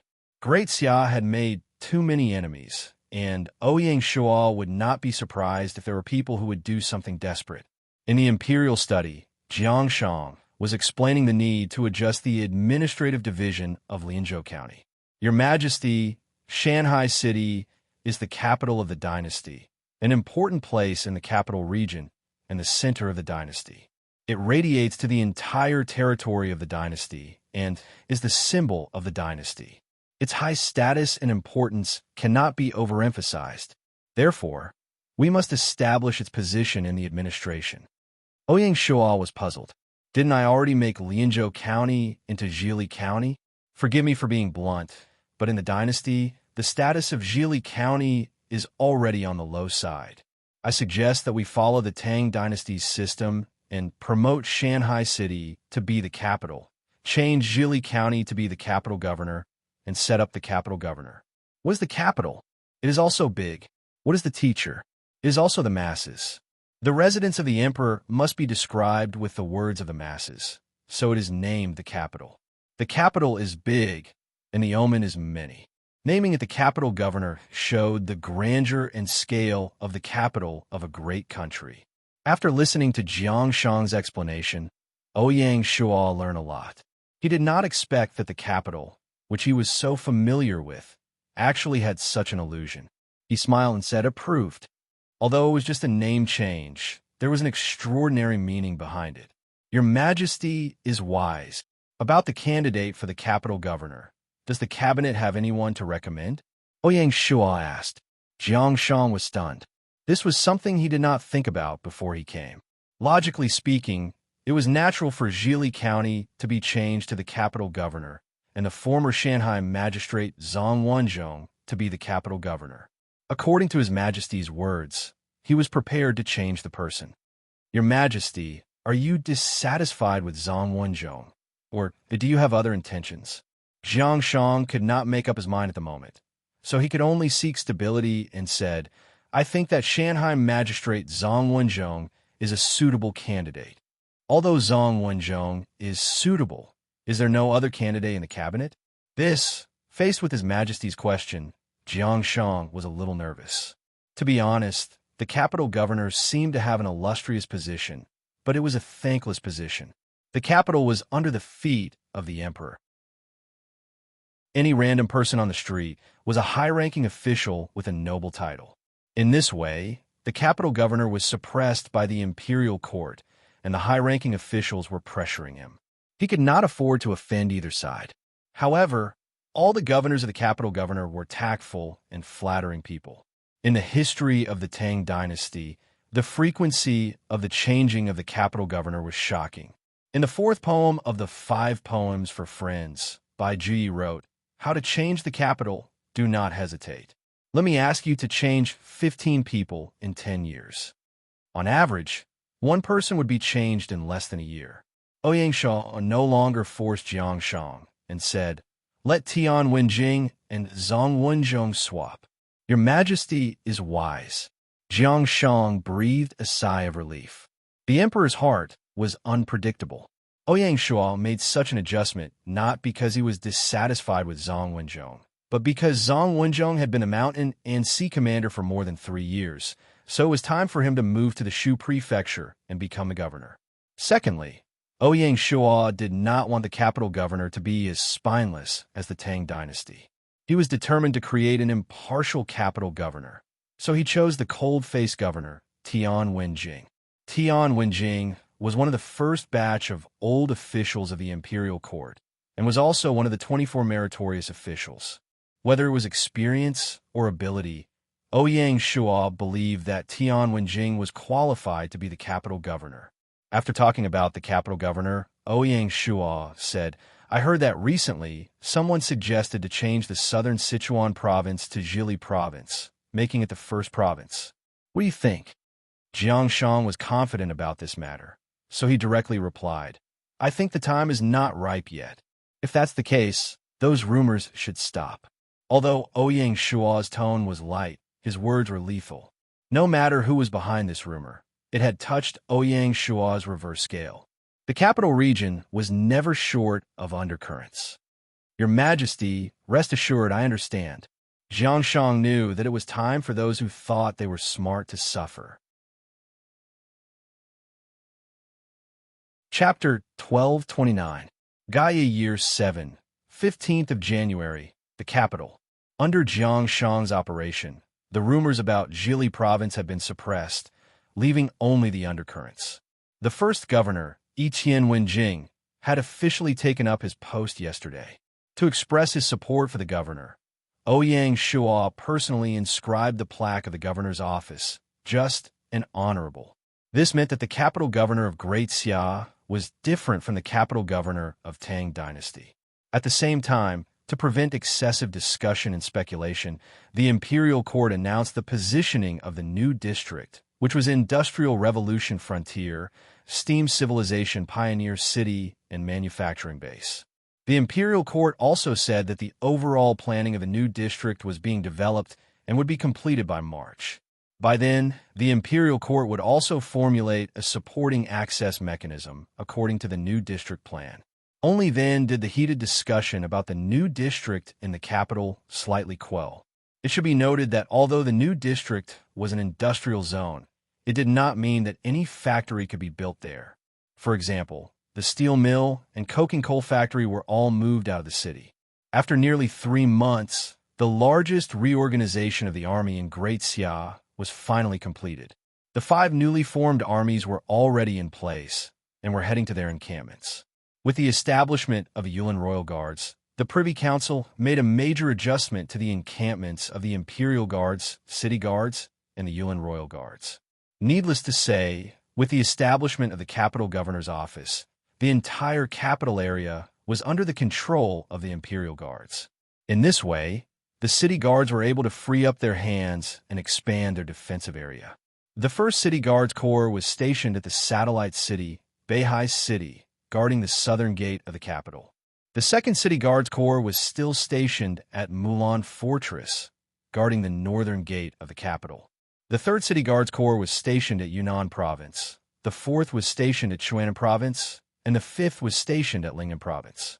Together, they formed the first perimeter of the capital. The newly formed Yulin Royal Guards took over Chuanbei Province, Xiangnan Province, Jiangchuan Province, as well as Minnan Province, forming the second perimeter of the capital. This allowed the Xiangjiang Army to focus on preparing for the War of Unification of Huaxia. As the Hudong Army headed to Hudong Province, the Fengxiang Army headed to Liaojin Province, together with the Beijiang Army and Soaring Eagle Army stationed at Xihai Province, the 1.4 million soldiers formed the northern defense line of Great Xia. The Mongolian Empire could no longer invade the borders of Great Xia. The last one was the African theater of operations. With the departure of the Ravenous Wolf Army and the North African Army to Africa, the North African garrison had to support 4 army groups with just 2 provinces, a total of 1.4 million soldiers. For this reason, Ouyang Shua had no choice but to instruct the Bureau of Military Affairs to send batch after batch of provisions to the African war zone. Even so, it was only treating the symptoms and not the root cause. Because of this, Ouyang Shua issued an edict ordering the African Theater of Operations Command, which had already been established, to immediately mobilize and start the battle of the century to occupy East Africa. The first batch of targets was South Sudan and Kenya. South Sudan had a total of 1 million players, and Kenya had a total of 4 million players. The imperial guards of both countries added up were no more than 250,000. Even with the addition of the territorial army and combat players, they still weren't a match for Great Xia. Moreover, the aftermath of the natural disaster in Africa had yet to subside, and there was an extreme shortage of food. As long as Bai Qi, the commander of the African war zone, played the food card well, it would be a piece of cake. For this reason, Ouyang Shua issued an order to directly take out half of last year's food reserves and transport them to the North Africa Guardian's mansion. They had to take advantage of the natural disaster and quickly conquer the East Africa region before the European Empire could react. With the edict, the million-strong army was immediately mobilized. At the same time, on the route from a North Sea bay to the Gulf of Aden, 1,000 cargo ships belonging to the Xia shipping group transported food and supplies back and forth under the protection of the Indian Ocean Fleet. Great Xia, which had been asleep for 3 months, bared its fangs once again. Imperial Palace, Imperial Study. Although the war in East Africa was raging, Ouyang Shua did not pay much attention to it. The matters of the battlefield were handed over to the Grand Council and the African Theater of Operations. He did not interfere. Professional matters should be left to the professionals. As the emperor, Ouyang Shua's focus was still on the internal affairs of the dynasty. Gaia had stopped spawning refugees, which meant that the population growth had entered an extremely slow period. However, the imperial court's industrialization, collectivization, and corporate system were being accelerated, so there was an urgent shortage of talents. If there was no large amount of fresh blood to replenish the population, it would definitely affect the speed of the imperial court's strategic advancement. Under the situation where the population could not increase, the only way was to improve the quality of the population, or in other words, to make full use of the existing human resources.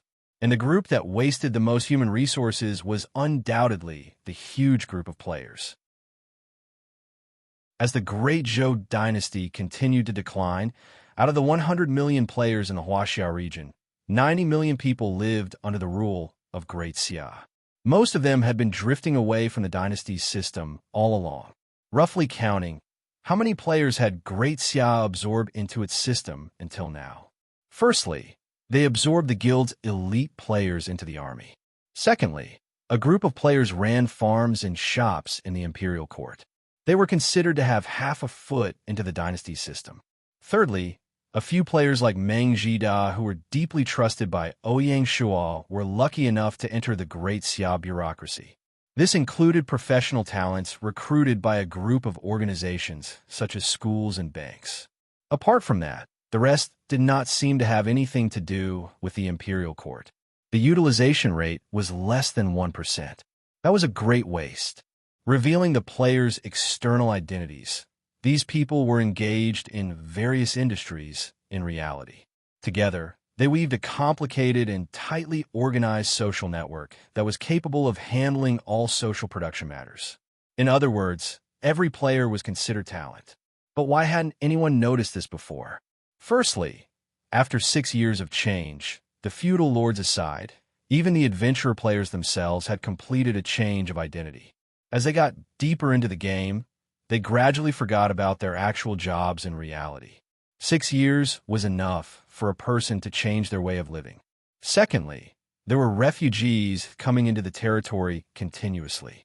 Naturally, the feudal lords would make use of the refugees subconsciously and treated them as their people. They always felt that there was a layer of distance between them and the adventurer players. They could not get close to them. It was just like how Ouyang Shua kept his distance from the adventurer players in the beginning. Naturally, the reason why they were not close to the adventurer players was not because of the feudal lords. To the adventurer players, how could they change their minds so easily? They entered the game world together, so why do they have to live under the feudal lords' rule and obey their management? The indignation only disappeared gradually in the 6th year of Gaia. The disappearance of the indignation was not because the players had thought things through, but because the situation had changed. Firstly, the world was set in stone. The royal city was gone, and the glory was gone. The players had no choice but to seek refuge under the dynasty's rule. It was no longer possible for the adventurer players to open up a new world outside of the territory. Secondly, as the achievement points were updated in real time, the benefits in the game and the player's personal benefits in reality were closely linked. Hence, everyone dared not play the game with the mentality of a game anymore. It was contradictory, but it was the reality.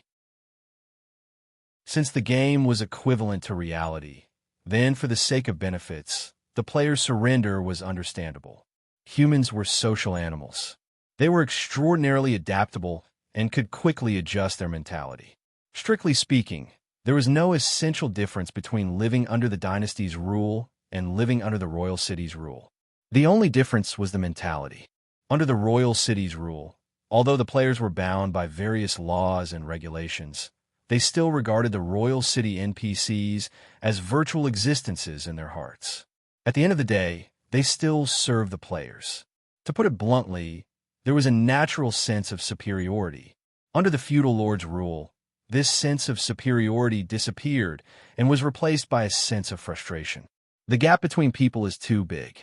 Perhaps it was because the gap was too big that the players realized that no matter how much they struggled and how hard they worked, they could not make up for such a gap. Their hearts seemed to feel better all of a sudden. It was easy to understand.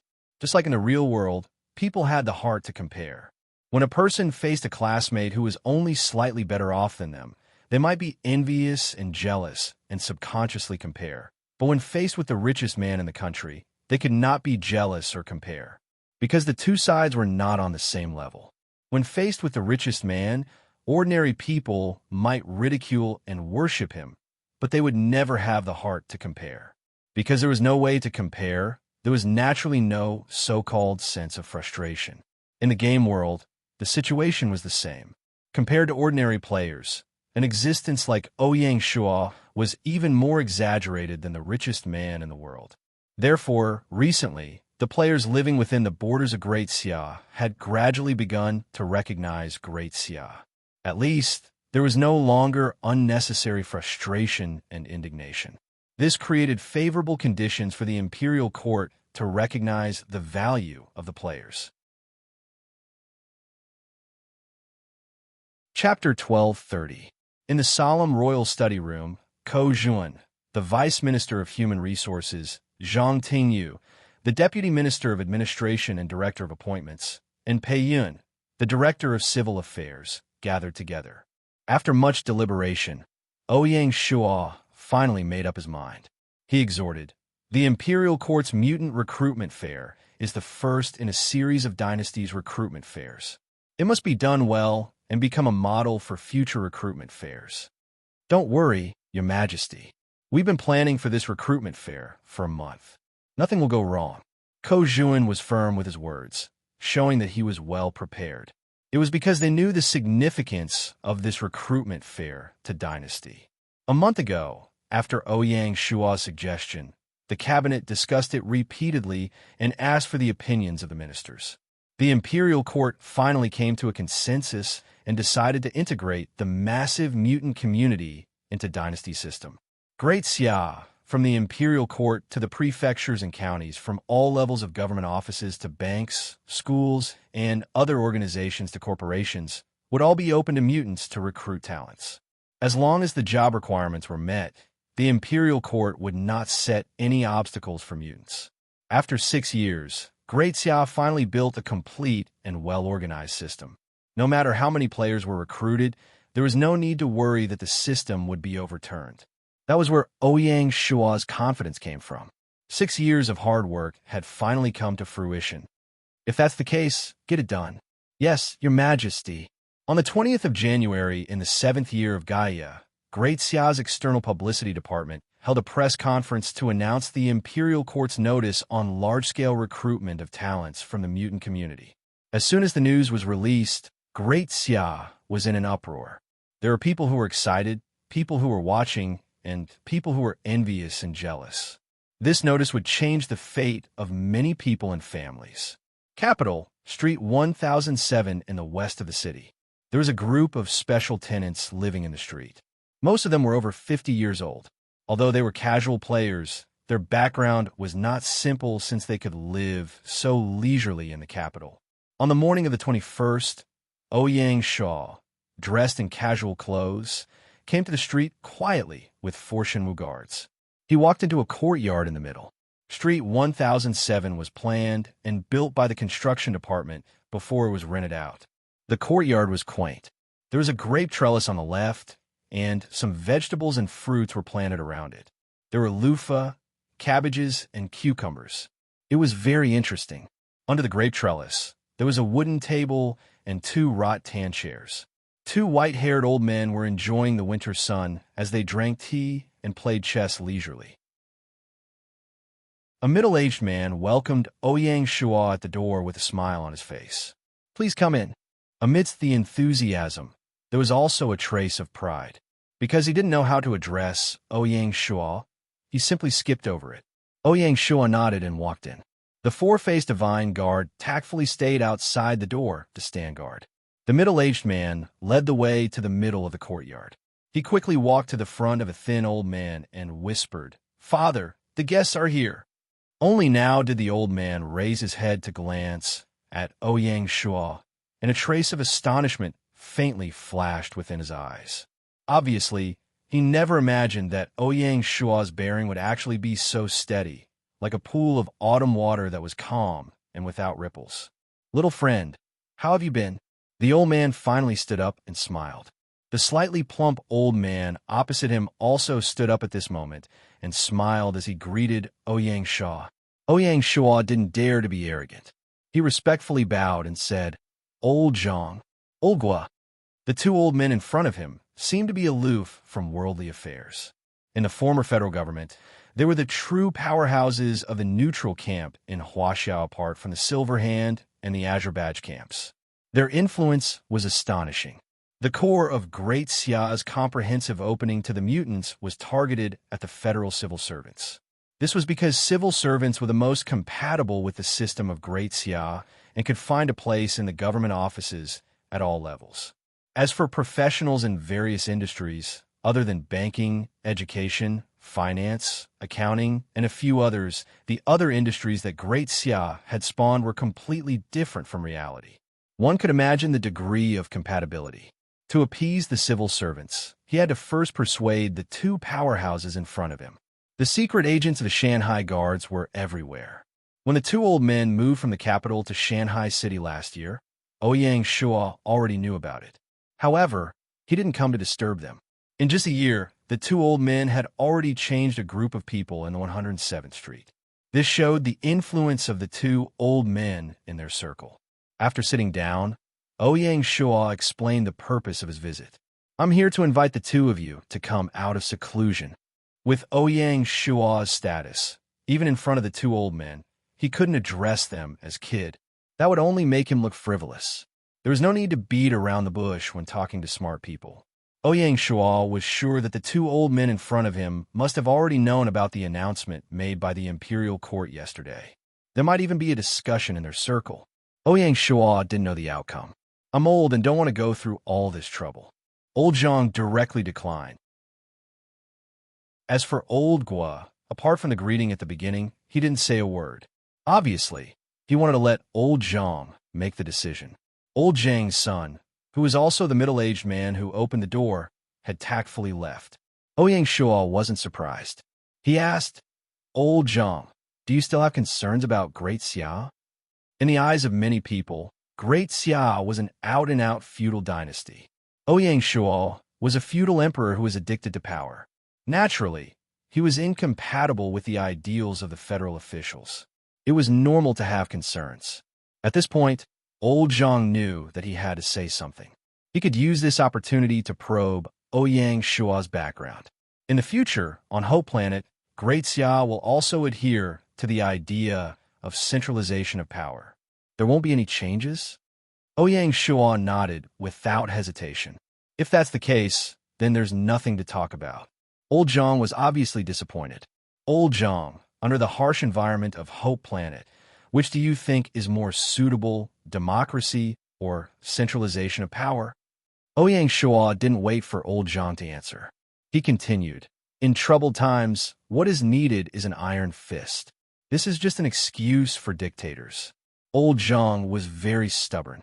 But you can't deny that under the situation where the Federation disintegrates and Skynet takes over everything, in order to let the Chinese civilization take root on Hope Planet, democracy under dictatorship is better than dictatorship under democracy. The core of the Chinese civilization is the way of the mean. That also depends on when. Any organization in its initial stage needs the courage of pioneers. It must centralize power. The way of the mean is sometimes just a small path. Ouyang Shua was also firm. In times of war, there was no such thing as democracy. Is this the reason for Great Xia to wield the butcher's knife against the people of other countries? As a former federal official, Old Zhang's concept of nationhood was relatively weak. Naturally, he couldn't accept Great Xia's method of conquering the world. Ouyang Shuo replied, "On Hope Planet, the most important thing is to establish a new order. In order to maintain this set of order, evil is also necessary. Elder Zhang should have a deeper understanding of this than I do. In the process of establishing the Earth Federation, there was no small amount of bloodshed." "What do you mean by a new order?" Old Zhang wanted to get to the bottom of it. The country. This was the first time Ouyang Shuo revealed his ambition for Hope Planet. "You." Old Zhang stood up angrily. Ouyang Shuo, however, was unmoved. "Hope Planet is so vast. Under the premise of Skynet taking over everything, the national boundaries that disappeared on Earth will definitely be established again." "Old Zhang, are you really surprised?" Ouyang Shuo's eyes seemed to be able to see through people's hearts. Silence. After a long time, Old Zhang said tiredly, "You can leave. My attitude will not change." Ouyang Shuo saw that there was no way to continue the discussion. Although he was a little disappointed, he wasn't someone who would give up easily. Before he left, he said, "The door of Great Xia will always be open to both of you." After saying that, he disappeared at the end of the street, surrounded by the divine martial guards. In the small courtyard, Old Zhang's son walked out of the room and said anxiously, "Father, isn't it inappropriate to reject him like this? Some uncles are in favor of becoming an official in Great Xia." Old Zhang waved his hand tiredly.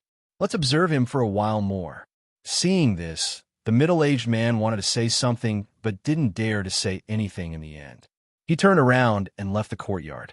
He's still too inexperienced.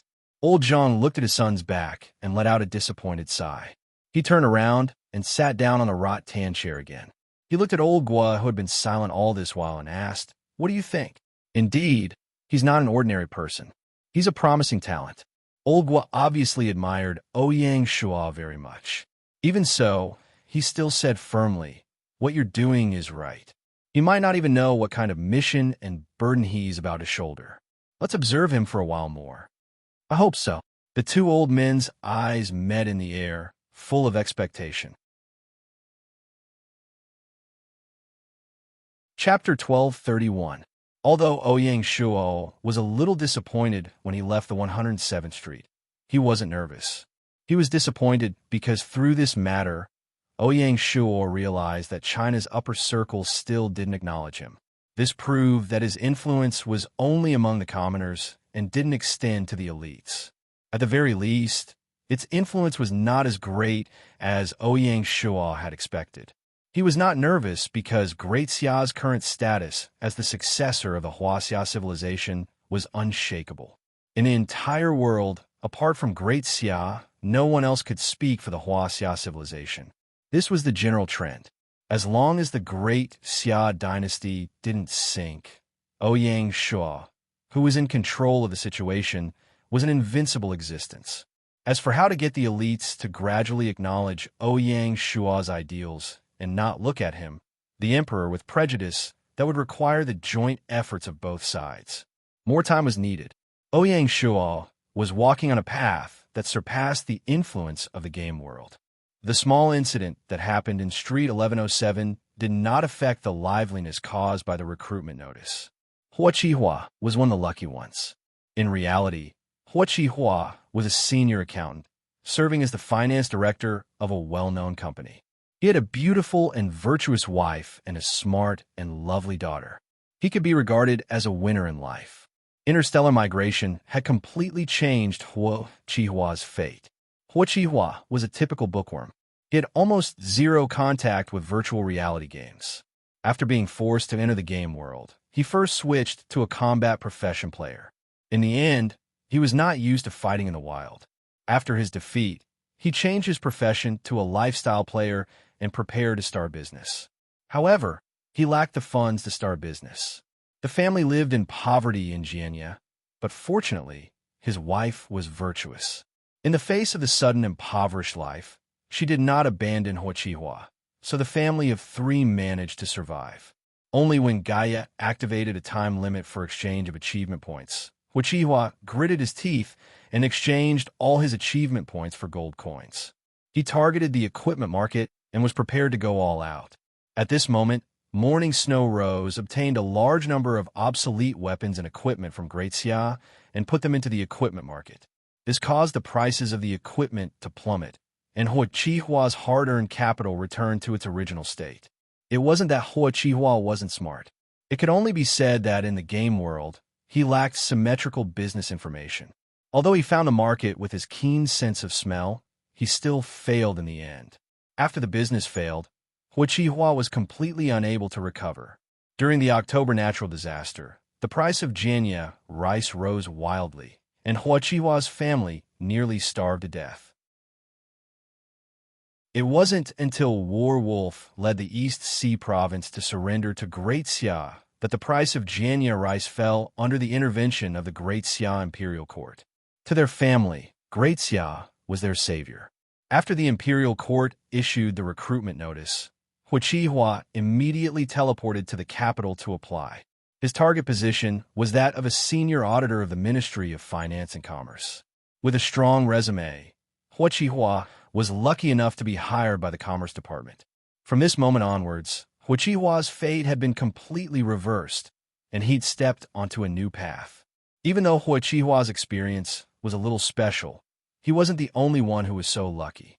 Great Xia's recruitment of talents had changed the fate of their families and won the hearts of the people. In the blink of an eye, the first month of Gaia's 7 years came to an end.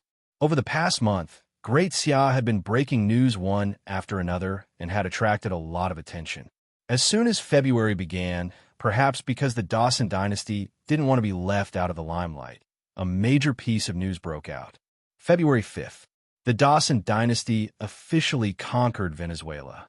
The King of Freedom, Jack, announced in a high-profile manner that he would merge Colombia and Venezuela to establish the state of Colombia, where a governor and 300,000 troops would be stationed.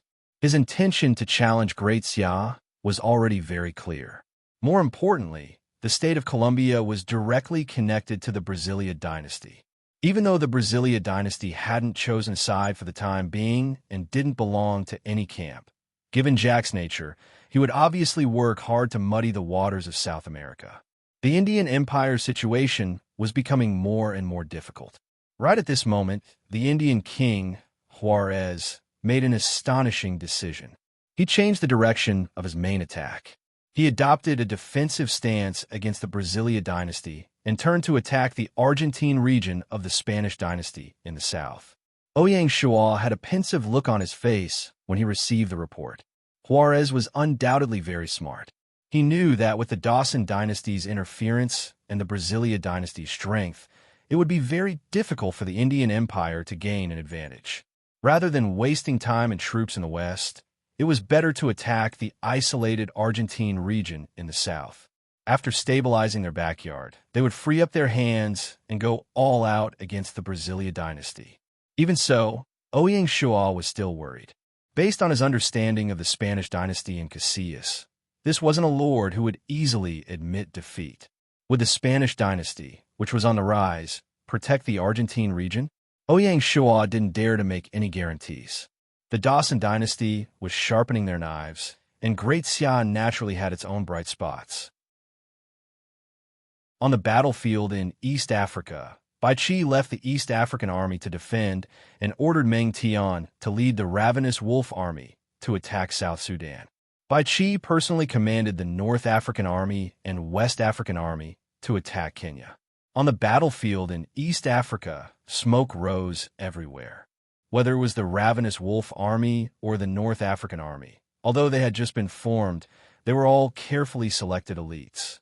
Coupled with the fact that the generals were new and eager to contribute, their morale was unusually high. It was estimated that within a month, the dust of the two battles would settle. On the other hand, in Great Xia, it was about to usher in another New Year's Eve. Ouyang Shua had already ordered all the provinces to celebrate the new year, be in the mainland or overseas territories. The purpose was nothing more than to promote the traditional Chinese New Year and spread Chinese culture. especially in Southeast Asia, which had been in the traditional Chinese civilization circle in history. They were deeply influenced by Chinese culture. Bai Hua, the governor of the southern region, had been preparing for this since a month ago. Bai Hua declared that he wanted to make this new year as lively as the mainland. For this, not only did Bai Hua set an example by bringing his family to the protectorate to celebrate the new year, he also used his connections to get dragon dances, lion dances, and other theatrical troupe from the mainland to help. He wanted to hold a New Year party in the protectorate. Seeing Bai Hua's actions, Mulan Yu, the guardian of North Africa, naturally didn't want to be outdone. Although they were still at war, her enthusiasm for the new year didn't decrease at all. She had to let the African people experience the broad and profound Chinese culture. Even the faraway counties in South America, the Hawaiian counties in the Pacific Ocean, and the Maldives counties in the Indian Ocean treated the New Year celebration as an important task. Great Xia had long ago set a rule that all the counties within its borders, be it in the mainland or overseas, would have their holidays arranged according to the New Year and not the Christmas in the West. Ouyang Shua even privately complained that he wanted to make Christmas lose its presence in Great Xia. Chapter 1232. It was New Year's Eve again. Just as Lu Shi had said in his poem, the flowers look the same every year, but the people are different every year. Every year, the Great Xia would advance to a new level. This year, they had been promoted to the status of an imperial dynasty. It was like adding oil to a raging fire. Some officials had already suggested calling it the rule of the divine marshal. What made the people even more excited was that after becoming an imperial dynasty, the imperial court did not remain content with the status quo. As soon as it was promoted, it proposed 3 national policies in a row. Furthermore, it had a vast heart, accepting talents from all over the world. The Great Xia Emperor's ambition was revered by the people of the world. With such an emperor, the Great Xia and its people were extremely fortunate. It was nighttime, and the capital was bustling with activity. The fireworks in the night sky had not stopped since evening. Together with the countless lanterns, and candles, the capital had become a city that never sleeps. The people of the capital were celebrating the New Year's Eve in this rare golden age. Royal City, Royal Palace. The routine royal banquet was coming to an end. The banquet was bustling with noise and excitement. A year had passed, and the members of the royal family had grown up. Whether they were in the military, the yamen, or the conglomerates, they had gradually gained a foothold and became a new force that could not be ignored. Among the members, Ouyang Huan, who had just been appointed as the governor of Wu province, was undoubtedly the most dazzling one. Your Majesty, let me propose a toast to you. Ouyang Huan left his seat and proposed a toast to Ouyang Shua. Ouyang Huan knew that his appointment as the governor of Wu province had not only caused a storm in the royal court, but even within the royal family, there were many who were jealous. If he wanted to gain a foothold in the Great Xia, other than ability, he needed the support of His Majesty. At this moment, Ouyang Shua was sitting at the head of the table. On his lap was Luo who was already 1.5 years old. When Ouyang Huan came over, Ouyang Shua was peeling his precious daughter's favorite grapes for her. Ouyang Shua did not want to imitate the ancient emperors and talk about the mercilessness of the heavens. He did not strictly restrict Yuer, allowing him to do as he pleased, fully respecting the nature of a child. In order to help the 2 children build a foundation for cultivation, Ouyang Shua even insisted on logging off once a day to use the pure energy of the 5 Emperors mantra to nourish the meridians of the 2 children. Seeing that Ouyang Huan had arrived, Ouyang Shua put down the grapes he had just peeled and raised his cup with a smile. Third uncle, Happy New Year. Thanks to your Majesty's great blessing. Ouyang Huan was very pleased with His Majesty's respect. He knew that at this moment, there were countless pairs of eyes staring at them, whether in the open or in the dark. The uncle and nephew took the opportunity to talk about government affairs. At this moment, seeing that her father was chatting with her 3rd grandpa and not peeling grapes for her, the little princess Luo finally got angry. She pouted, and her chubby little hand suddenly reached up and grabbed her father's beard.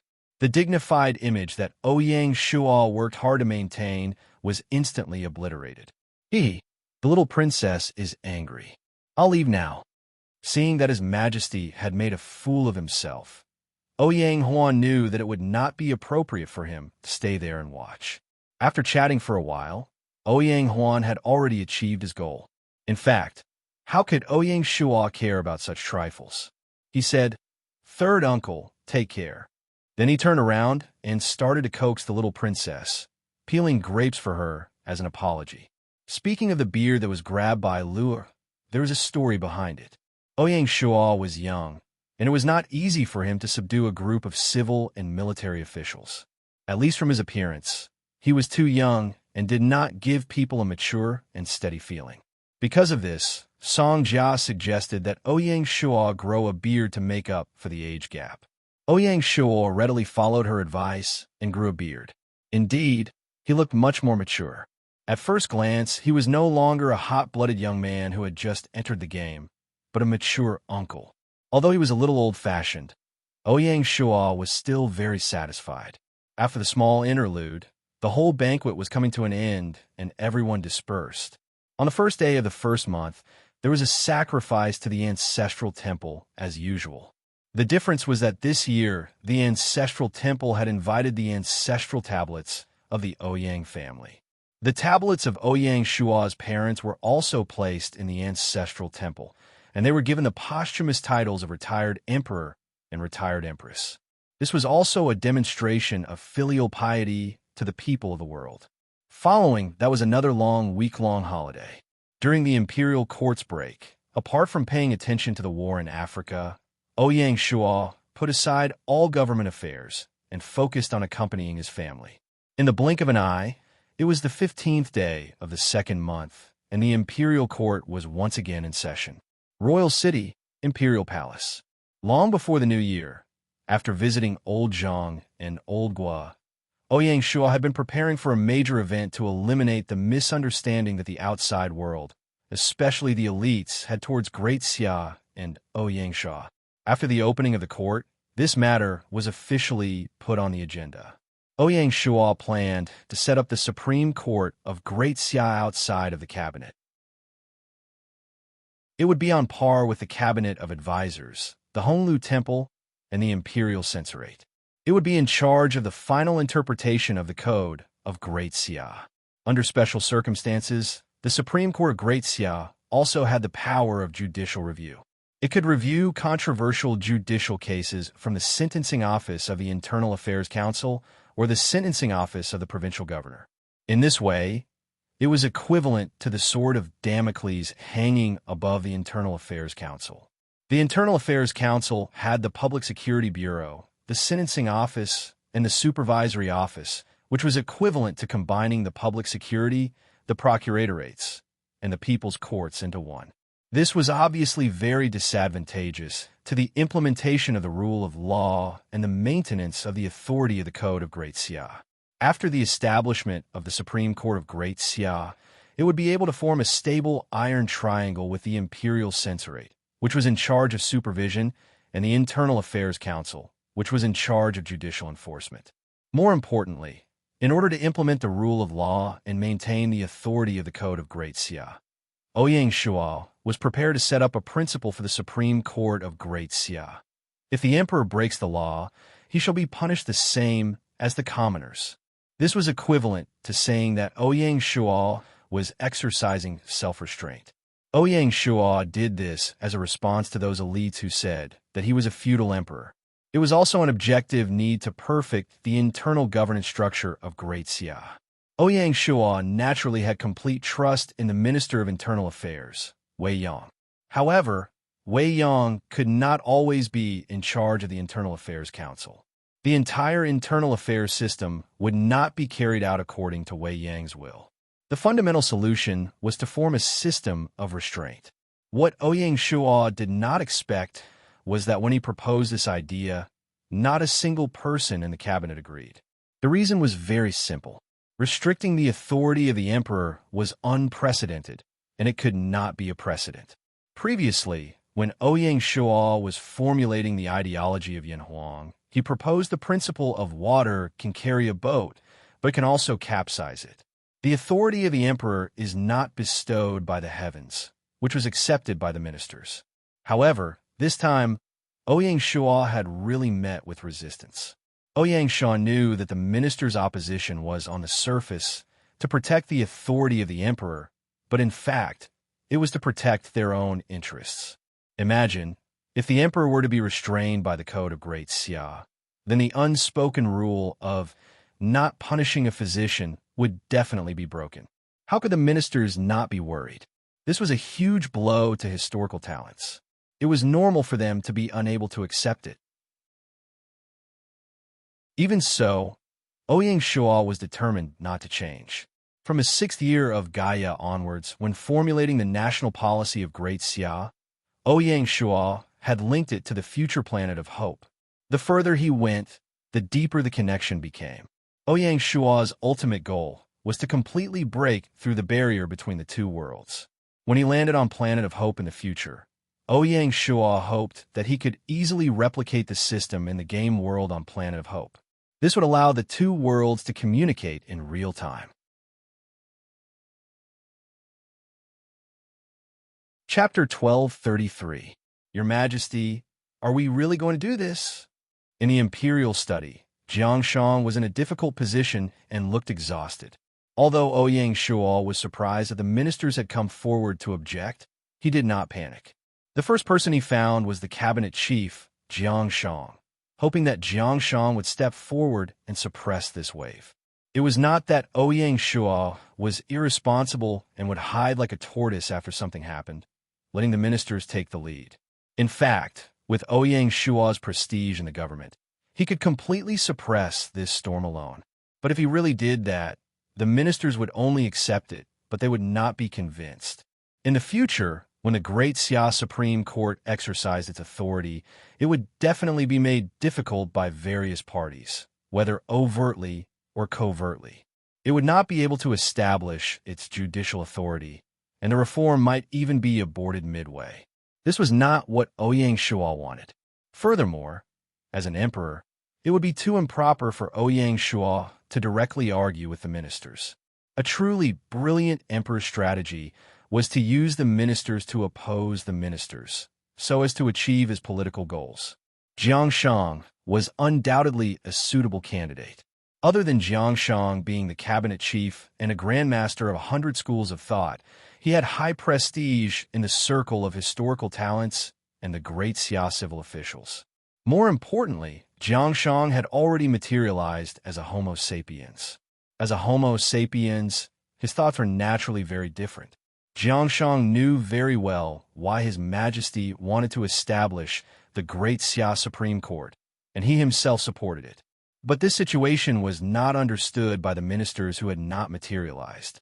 In order to not cause a commotion in the game world, Gaia stipulated that before NPCs materialized, other NPCs would not be able to come into contact with the real world, much less understand the interstellar migration environment.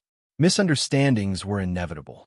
As such, Jiang Shang became the bridge between His Majesty and the ministers, as well as a mediator. This was one of the powers of the Prime Minister.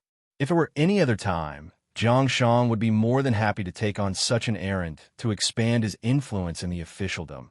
But this matter was extraordinary.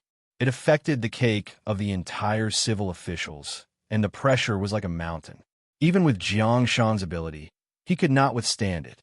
Ouyang Shuo heard that during the Spring Festival, more than 10 ministers had rushed to Jiang Shang's residence to visit him, questioning why the cabinet chief had agreed to establish the Great Xia Supreme Court. As a result, there was a lot of unhappiness between them. If it weren't for Zhang Liang, Jia Su, and the other ministers who had been materialized to mediate between them, Jiang Shang would have already stood against the entire group of civil officials. This was the first time such a huge disagreement had occurred within the Great Xia Corporation. As time passed, the ripples of this matter began to spread from the capital to the surrounding provinces, causing quite a stir in the provinces. The officials of Great Xia trembled. During the entire process, Ouyang Shua sat calmly on the fishing platform. He needed a chance like this to observe these ministers. He wanted to see who was worthy of materializing and who was stubborn and couldn't bear great responsibility. With Great Xia's unstoppable unification of Huaxia, almost all of the talents in Huaxia's 5,000 years of history were captured by Great Xia. When the forest grew bigger, there would naturally be a mix of fish and dragons, mud and sand. The undercurrents during the Spring Festival were all recorded by the mountain sea guards, from the imperial court to the prefectures and counties. One by one, they were brought to Ouyang Shua. Among the officials in the capital, the one who was the happiest was the head of the Civil Affairs Bureau, Pei Yun. It was precisely because of Pei Yun's mediation that a dozen or so ministers had forced the first secretary of the cabinet to abdicate his residence. In truth, the performance of one of the Pei clan powerhouses had greatly disappointed Ouyang Shua. Because of this, Ouyang Shua also had a bad impression of the clans in the imperial court. In the end, the clans cared too much about their family's interests. Locally, the commotion was even worse. This was especially true for the officials who had just submitted to Great Xia. They almost jumped out and cursed. They didn't dare point their spear at the emperor, Ouyang Shua, so they vented their anger on Jiangshang. During the Spring Festival break, Ouyang Shua actually received over 60 impeachment memorials against Jiangshang. This made Ouyang Shua so angry that he wanted nothing more than to behead all of them. In the end, Ouyang Shua endured it.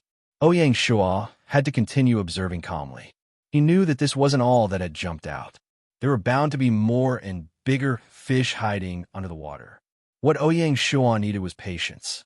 The entire court was bustling with activity during the half-month break.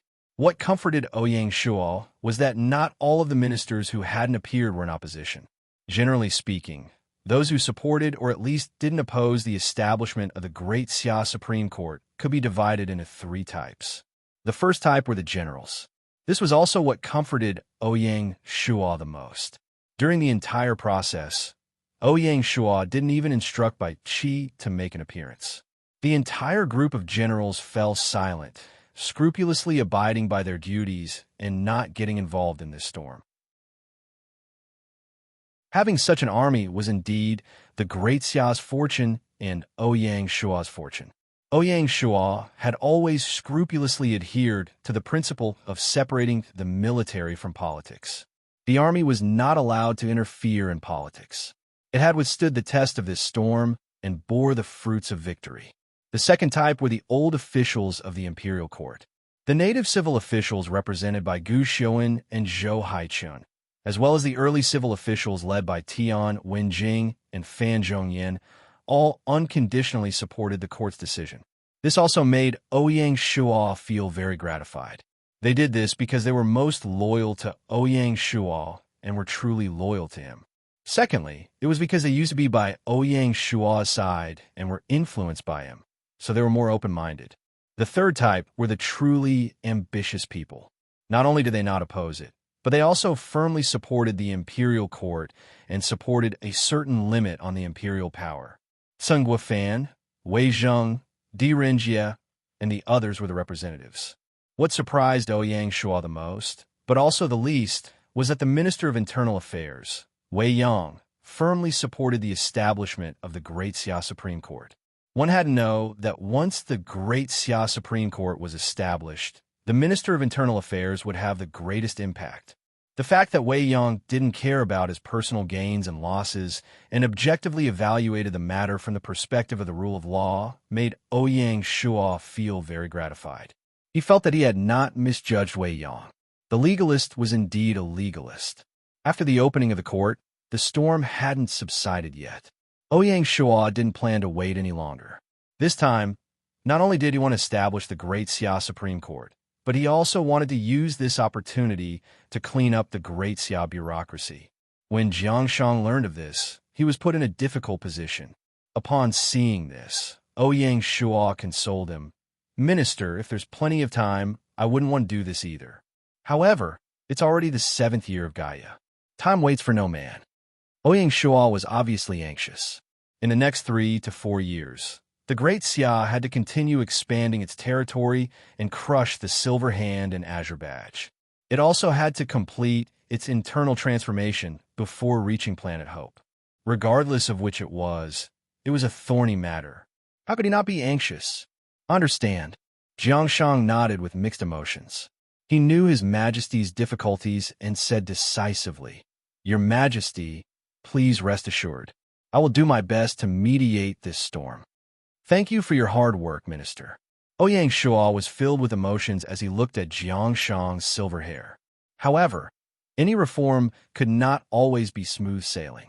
There are always all sorts of storms and challenges. It's my honor to be able to share Your Majesty's worries. Ouyang Shuo sighed and waved his hand. The imperial court has been too smooth in the past. It's time for us to reform ourselves.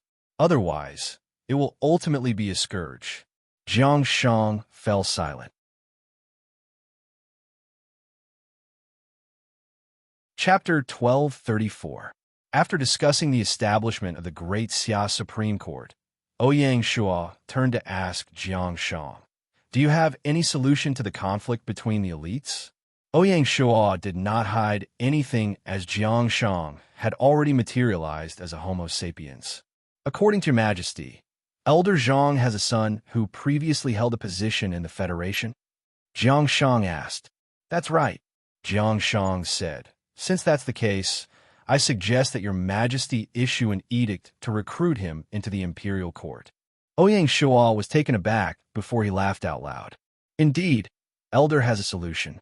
Let's act according to this plan. Your Majesty is wise." Gaia 7th year, 25th day of the 2nd month.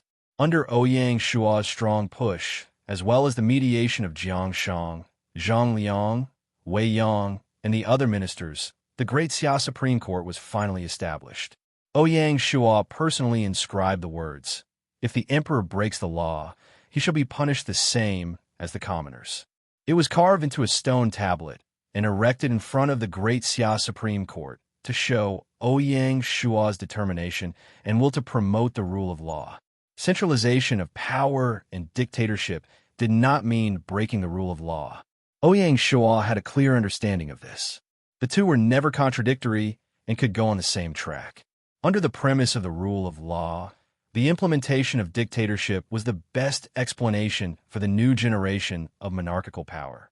Acting in this way was not only Ouyang Shuo's self-restraint, but it was also a form of restraint towards the imperial family, the civil and military officials, and his successor. It caused him to be unable to act unbridled and establish the foundation of the imperial dynasty.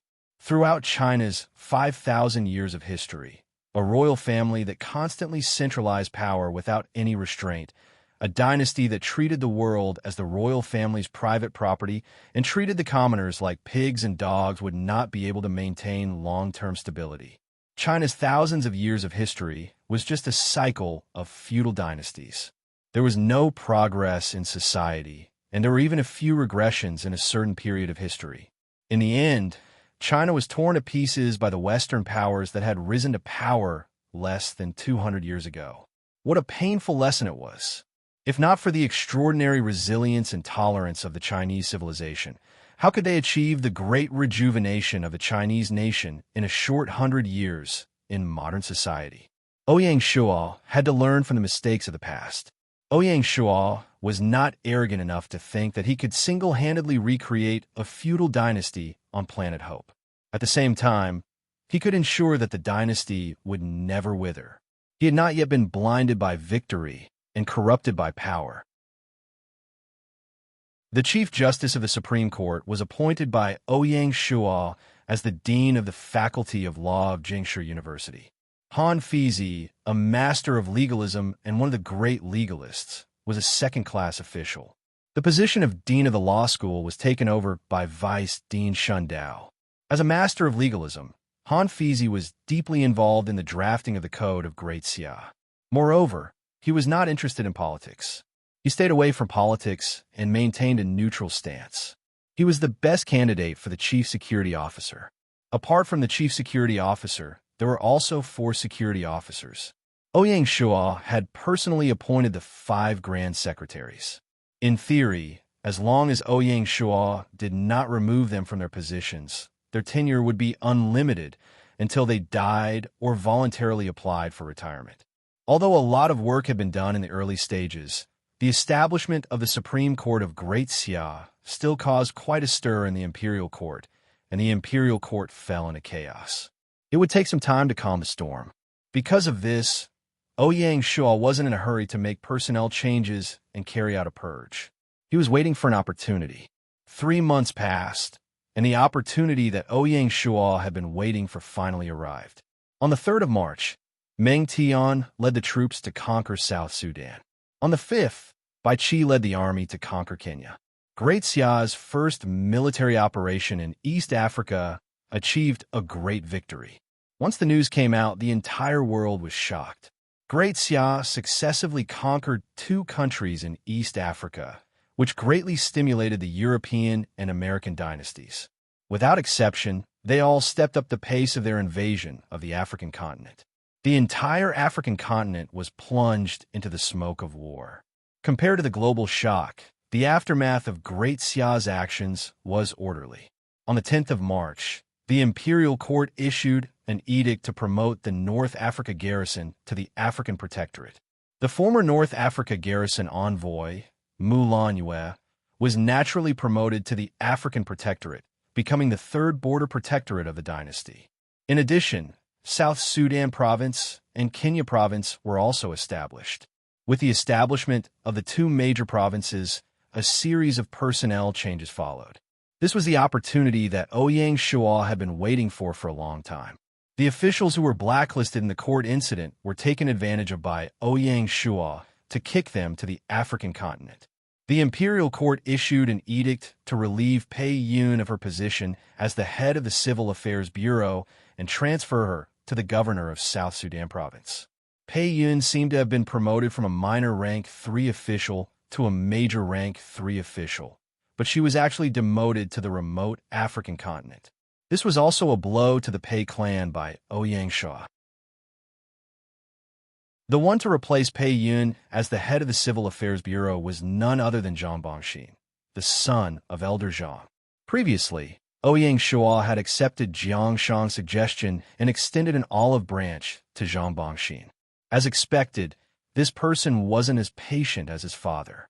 He was quite moved, but he had some misgivings. Under Ouyang Shua's repeated invitations, he finally agreed to take up the post. Zhang Bongxin had gone from an outsider to an important official in the imperial court. This caused many people to be envious. Ouyang Shua's actions were firstly to pry open the doors to the elite class, and secondly, to buy a good bone with 1,000 gold. Ouyang Shua didn't believe that the others wouldn't be moved by Zhang Bongxin's good start. Just like that, Ouyang Shua had beaten the Pei clan and exiled the troublemaker Pei Yun. He had also won over the hearts of the elite class. It could be said that he had killed 2 birds with 1 stone. Even Jiang Shang couldn't help but sigh in admiration. The imperial court issued an edict relieving Chao Ken of his post as Yunnan's governor and transferring him to Kenya's governor. Doubtlessly, Chao Ken was the provincial governor who had caused the most trouble among the local officials. After the incident, Ouyang Shua had also analyzed why Chao Ken had the guts to impeach Jiang Shang. Moreover, his words were fierce and incisive. In the end, there were 2 reasons. Firstly, Chao Ken was a meritorious founding minister of the Western Han dynasty.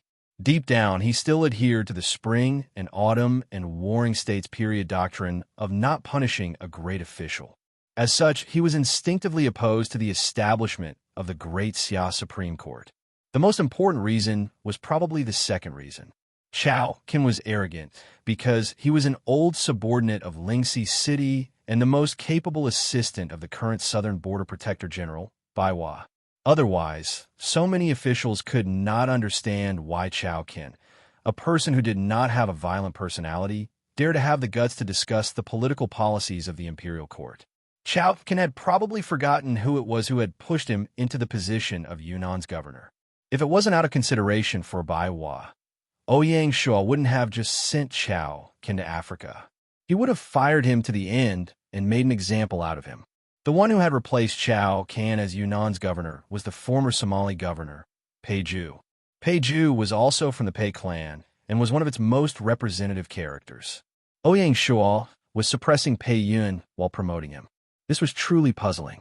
The reason was actually quite simple. First, even if it was to avoid arousing suspicion, Peju had to leave Africa. Otherwise, if both Peju and Pei Yun were governors of the African Protectorate, there would be a major problem. Secondly, Peju hadn't stepped out to cause trouble during this storm, regardless of whether he was truly far-sighted or had hidden himself deeper than Pei Yun. To Ouyang Shual, this was enough. Add to that the fact that Peju was an old subject of the imperial court and had served as the Gilan County governor, Star Prefecture governor, and Somalia governor with outstanding contributions. It was reasonable to summon him back from Africa.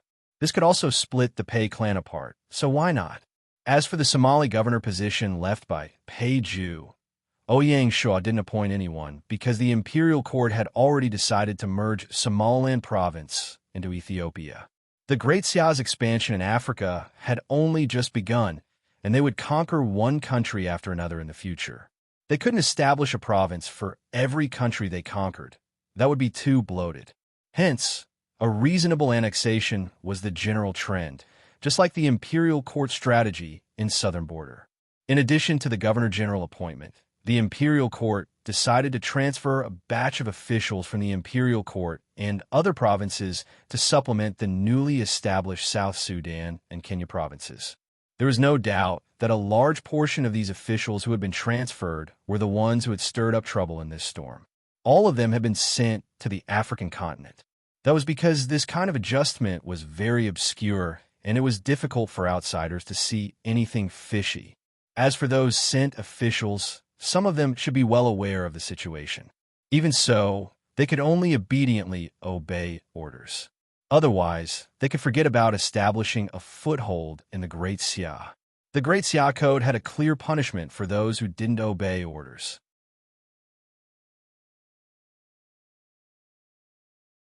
Chapter 1235. Thanks to the victory in East Africa, the turmoil in Great Xia's court finally subsided. Although the court's methods were hidden, smart people could still see the clues and didn't dare to openly oppose the Supreme Court of Great Xia. All the disturbances turned from bright to dark. Ouyang Shual was very clear that this kind of ideological struggle couldn't be reversed overnight. Fortunately, Great Xia was still expanding and developing at a high speed. All the hidden dangers could be resolved during development and wouldn't shake the foundation of the dynasty. The rest could only be tested by time. After conquering South Sudan and Kenya, Ouyang Shual wasn't satisfied. He ordered the African theater of operations to immediately prepare for the next war after a short rest. This time, the targets were Uganda and Tanzania. Uganda was located in East Africa, bordering South Sudan and Kenya. It had a total area of 15 million square kilometers. Most of the territory was located in the East African Plateau. There were many lakes, and the average altitude was 1,000 to 1,200 meters. Although it was located on the equator, because of its high terrain, rivers, and lakes, it had abundant rainfall and lush vegetation. It was like spring all year round, and was once called the Pearl of Africa by Churchill. Lake Victoria was the world's second largest freshwater lake and Africa's largest, for 28 of it was in Uganda. The lake was rich in cotton and coffee, which were also the main exports during the British colonial period. Uganda had a total of 4 million players and 200,000 imperial guards. Then there was Tanzania, which was further south. Tanzania was one of the birthplaces of ancient humans. It was located in East Africa, south of the equator. It was mainly agricultural and had trade contacts with Arabia, Persia, and India. The territory was rich in mineral resources. The main minerals included gold, diamonds, iron, nickel, phosphate, coal, and various gems. It was the fifth largest in Africa. Tanzania had 5 million players and 250,000 imperial guards. Therefore, even if the two countries joined forces, it would be difficult to resist the attack of the Great Xiao army. Furthermore, After conquering South Sudan and Kenya, the Great Xia army had a relatively stable rear. Great Xia's biggest enemy in East Africa wasn't in the mainland, but in Europe and America. Fortunately, the European and American dynasties were busy occupying territories in Africa and temporarily had no time to care about Great Xia. Even Egypt and Bantu, the two native dynasties in Africa, were busy expanding. Ouyang Shuo predicted that the 7th year of Gaia would be the year in which the various powers would carve up the African continent. By next year, everything would be settled, and the most brutal period of hegemony would begin. In this way, how could Ouyang Shuo be conservative? He had to advance courageously and use this year's time to expand in East Africa and establish a stable foundation. If not, there'd be no fun at all in the 8th year of Gaia. Gaia's 7th year, 3rd month. Other than the battlefield in Africa, there was a stir in the South American continent. As Ouyang Shuo expected, Casillas finally couldn't sit still when the Indian Empire focused on the Argentina area. According to the intelligence obtained by the Black Snake Guards, on March 15th, the Spanish dynasty increased 150,000 troops in the Argentina area. Counting the 200,000 troops originally stationed here, Casillas was determined to defend this place. For this reason, the Spanish dynasty even temporarily gave up the fight for the African continent. Casillas was not stupid. He knew that the African continent was being watched by many powerful forces. There were too many wolves, but not enough meat. The ones participating in the battle for West Africa were all European dynasties, belonging to the same camp as the Spanish dynasty. There were too many constraints. On the contrary, the South American continent was a big fat piece of meat. More importantly, the South American region was the radiation circle of Spanish cultural tradition. It had a mass base. If he could join forces with the Dawson dynasty and annex all of South America in one fell swoop, the Spanish dynasty would be able to rise to a new level, surpassing their European rivals like the Gaul dynasty. And with the Spanish increasing their troops in the Argentina area, the situation in South America became increasingly complicated. Time entered March. The cold winter was gradually fading away, and a scent of spring began to spread across the wilderness. Outside the capital, on the banks of the Friendship River, willows were swaying, sprouting new green buds that fluttered with the wind. In the wilderness, the green grass was like a carpet. Nameless white flowers quietly bloomed, attracting colorful butterflies. Spring returned to the land. In the past winter, the Mongolian plains in the north, the land of Jingchu in the south, Tubo in the west, and the Great Zhou in the east were experiencing a harsh test of life and death. Hundreds of millions of people were fighting against the cold and hunger. As the winter passed, the ice and snow melted. The corpses of those who froze to death or starved to death appeared one by one. It made people feel numb and sad. For the people in the wilderness, this was the most difficult winter in their memory. There were those who lost their wives, those who lost their families, and those who ate their children. A natural disaster changed the color of the world. Therefore, as the ice and snow melted, in the spring of the 7th year of Gaia, the focus of attention was no longer on the war of the past, but on sowing. People prayed that the weather would be good this year, and they would tide over the difficulties. In fact, as early as last year, the battle against hunger had already begun. The land of Huaxia, including the Great Xia, had unanimously ordered the local counties to reclaim the land. It was to ensure a good harvest in the coming year. What made people helpless was that with the arrival of the cold winter, the wilderness was frozen like a stone and could not be plowed at all. Therefore, once the ice and snow melted and the land thawed, the people everywhere could not wait to move out. Taking advantage of the month before the spring sowing, they hurriedly reclaimed the land. In the Great Zhou and other countries, the imperial court did not even hesitate to send out the army to speed up the pace of reclamation. They were racing against time. After the event, some people did not complete the statistics, but this time alone, the land of Huaxia had added more than 100 million mu of farmland. As a result of this, the Great Xia's plan to unify Huaxia was temporarily postponed. There are three reasons. Firstly, although the Great Xia had previously purchased a large amount of food, with the expansion of their territory and the rapid increase in population, coupled with the war's consumption, the food reserves in various places were nearing their limits. Ensuring Gaia's 7 years of food production was equally important to the Great Xia. If they chose to start the war at this time, other than mobilizing the regular army, they would have to conscript a large number of laborers to transport rations for the army. This would delay the reclamation of the land and the upcoming spring sowing. The losses outweighed the gains. As a result, the Great Xia had to wait until the end of the spring sowing if they wanted to start the war. Secondly, if the Great Xia were to start the war to unify Huaxia, even if they were victorious, they would only be able to delay the spring sowing and suffer from an extreme lack of food. To put it bluntly, they were heavy burdens. Even with the Great Xia's capabilities, adding such burdens and affecting their own sowing would definitely result in a food shortage. When that happened, the situation might not be under the control of the imperial court. Therefore, if they chose to start the war at the beginning of spring, it would be a classic case of harming others without benefiting themselves. Thirdly, the war in Africa was in full swing, and there could be changes at any time. At this time, in order to ensure that there would be no accidents in the war in Africa, the mainland had to have the ability to support the African theater of operations at any time. It was also unwise to start a war in the mainland. Due to the above points, the war in the Great Xia had to be postponed. Although doing so would give the four-nation alliance a breather, it was the safest choice. Mongolian Empire, Hala, and Lin.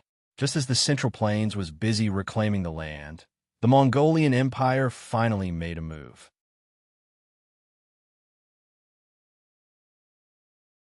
Chapter 1236.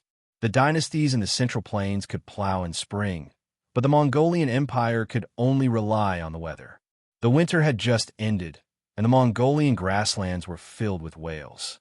Tens of millions of cows and sheep had died of hunger. The herdsmen were reaching their limit, and if they didn't improve, something big would happen. To the Mongolians, the so-called improvement was to plunder again.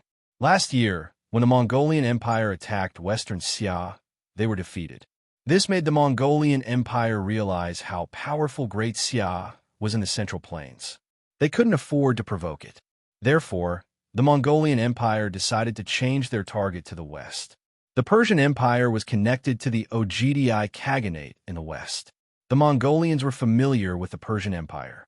In history, two of the Mongolian Khaganate, the Khanate and the Ili Khaganate, had divided the vast Persian Empire's territory.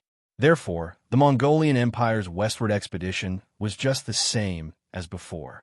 On the 15th of March, 600,000 Mongolian cavalrymen started their westward expedition under the banner of taking back the old land.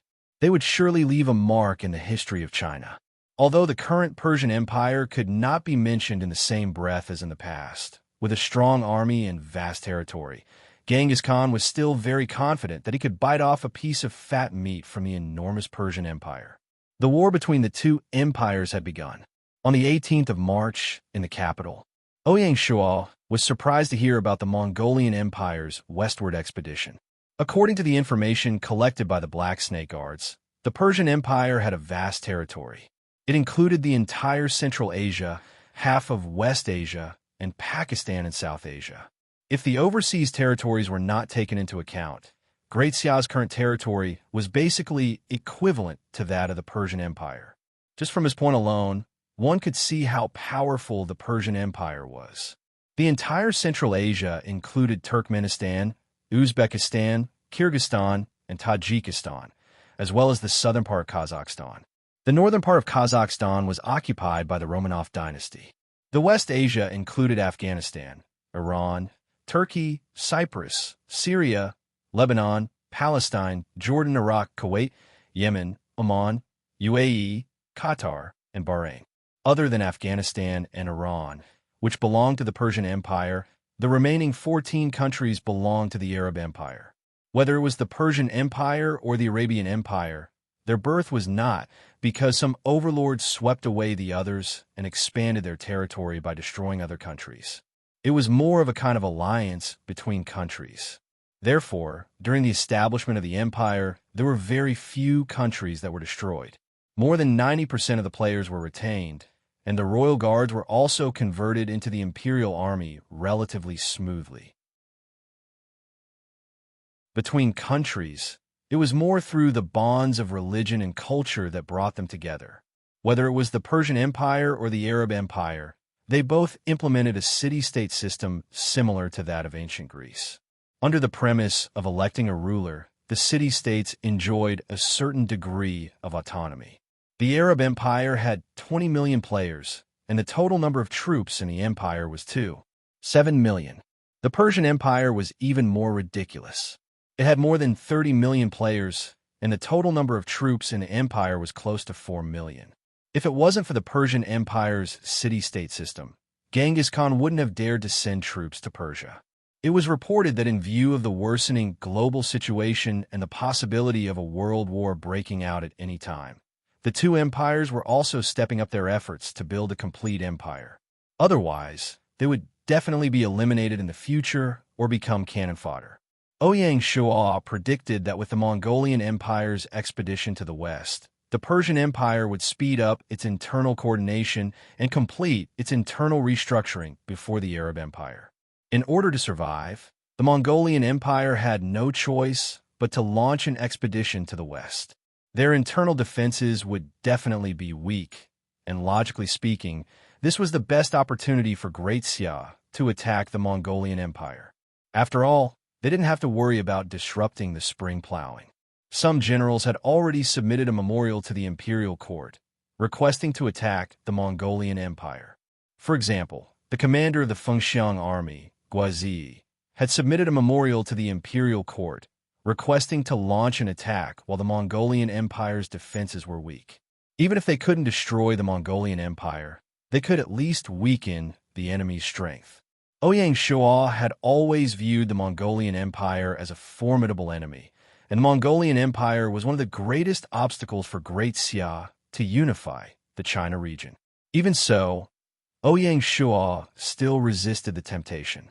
No matter what, the Mongolian Empire was a part of China, and taking advantage of the Mongolian Empire would damage Great Xia's image. Furthermore, it would be too short-sighted. Regardless of the Mongolian Empire or the Persian Empire, they were both formidable enemies of Great Xia. If they were to fight to the death and exhaust each other, it would be a good opportunity for Great Xia to watch the tigers fight. Ouyang Shuo had no reason to intervene at this moment. If Great Xia were to declare war on the Mongolian Empire now, it would only cause the Mongolian Empire to give up halfway, and the biggest beneficiary would be the Persian Empire. The failure of the Mongolian Empire's westward expedition was equivalent to being forced into a desperate situation, and the only way for them to survive was to point their vanguard at the Central Plains. A pack of wolves in the grasslands without a path of retreat was extremely terrifying. This was equivalent to harming others without benefiting oneself. Because of this, Ouyang Shuo decided to adopt a defensive stance against the Mongolian Empire and watch from the sidelines before the outcome of the battle between the Mongolian Empire and the Persian Empire was decided. Even so, the Mongolian Empire's westward expedition still created an opportunity for Great Xia. The Mongolian Empire's westward expedition was equivalent to temporarily giving up on the Tufan dynasty, and this was the best opportunity for Great Xia to conquer Tufan. On one hand, the Mongolian Empire's westward expedition greatly reduced the pressure on Great Xia's northern border. On the other hand, if Great Xia were to attack Tufan now, Mongolia would definitely not participate, and there would be no worries. Furthermore, the Tufan dynasty was similar to the Mongolian Empire in that they mainly grazed livestock, with agriculture as a supplement. If they were to launch an attack now, it would not affect the spring sowing, and there would be no worries. All of these created an excellent opportunity for Great Xia to attack the Tufan dynasty. After Xixia submitted to Great Xia, the Tufan dynasty had been maintaining their stance. They did not lower their heads to the Mongolian Empire or Great Xia. They wanted to play a balance between the two. Such actions had long made Ouyang Shuo dissatisfied. Let's see what else the Tufan dynasty can do about the so-called balance. At the thought of that, Ouyang Shuo no longer hesitated. He sent an order to the northwest battlefield and ordered Li Jing to personally lead the Flying Bear army to attack the Tufan dynasty. Li Mu would lead the Soaring Eagle army to defend and be ready to respond at any time. The Tufan dynasty only had 400,000 troops and was no match for the Flying Bear army. They could rely on the plateau terrain, which could easily cause obstacles for the Great Xia army. That was not a problem for Great Xia. In history, Li Jing had once led an expedition to Tuyuhan and had similar combat experience. Moreover, Li Jing had led his troops to the border of Shu for more than 2 years. He had long understood the situation of the Tufan dynasty. At that moment, it could be said that the time was right.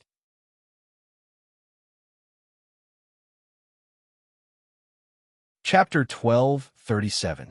On the 20th day of the 3rd month of the 7th year of Gaia, Li Jing led the Flying Bear army to attack Tubo. It was only at this moment that the Tufan dynasty, who had been watching from the sidelines, panicked. They hurriedly sent an envoy to the capital of Great Xia to discuss the matter of recognizing Great Xia as their suzerain. Unfortunately, it was too late.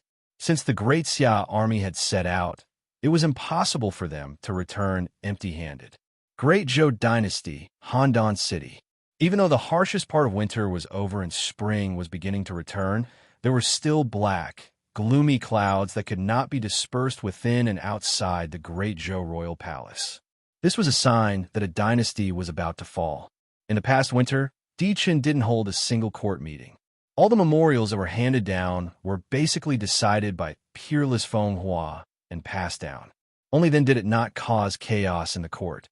Facing the mountain-like pressure, Diqin finally collapsed. In the imperial garden, it was a scene of spring. Diqin was sitting in the pavilion. His beard was unkempt and he was drunk. He said self-mockingly, "Look, the Xia dynasty has started to act. Today it's Tubo, and tomorrow it'll be our Zhou dynasty. As long as the Four-Nation Alliance still exists, there is still hope." Peerless elegance comforted. Four-Nation Alliance? Diqin seemed to be drunk, but he was actually very sober. His eyes were full of sarcasm. "We are the frogs in the frying pan, the meat on the chopping board, waiting to be slaughtered." Peerless elegance was silent. He sighed and said tentatively, "If it really doesn't work, we can just submit to Great Xia. Haven't Mighty Tyrant and Battle Wolf already taken the lead? It's not necessarily impossible." Diqin glared at him and said loudly, "You want me to surrender to that old fox? No way. If worst comes to worst, we'll fight to the death." With Diqin's pride, with the pride of the Dishur clan, they would never accept surrender.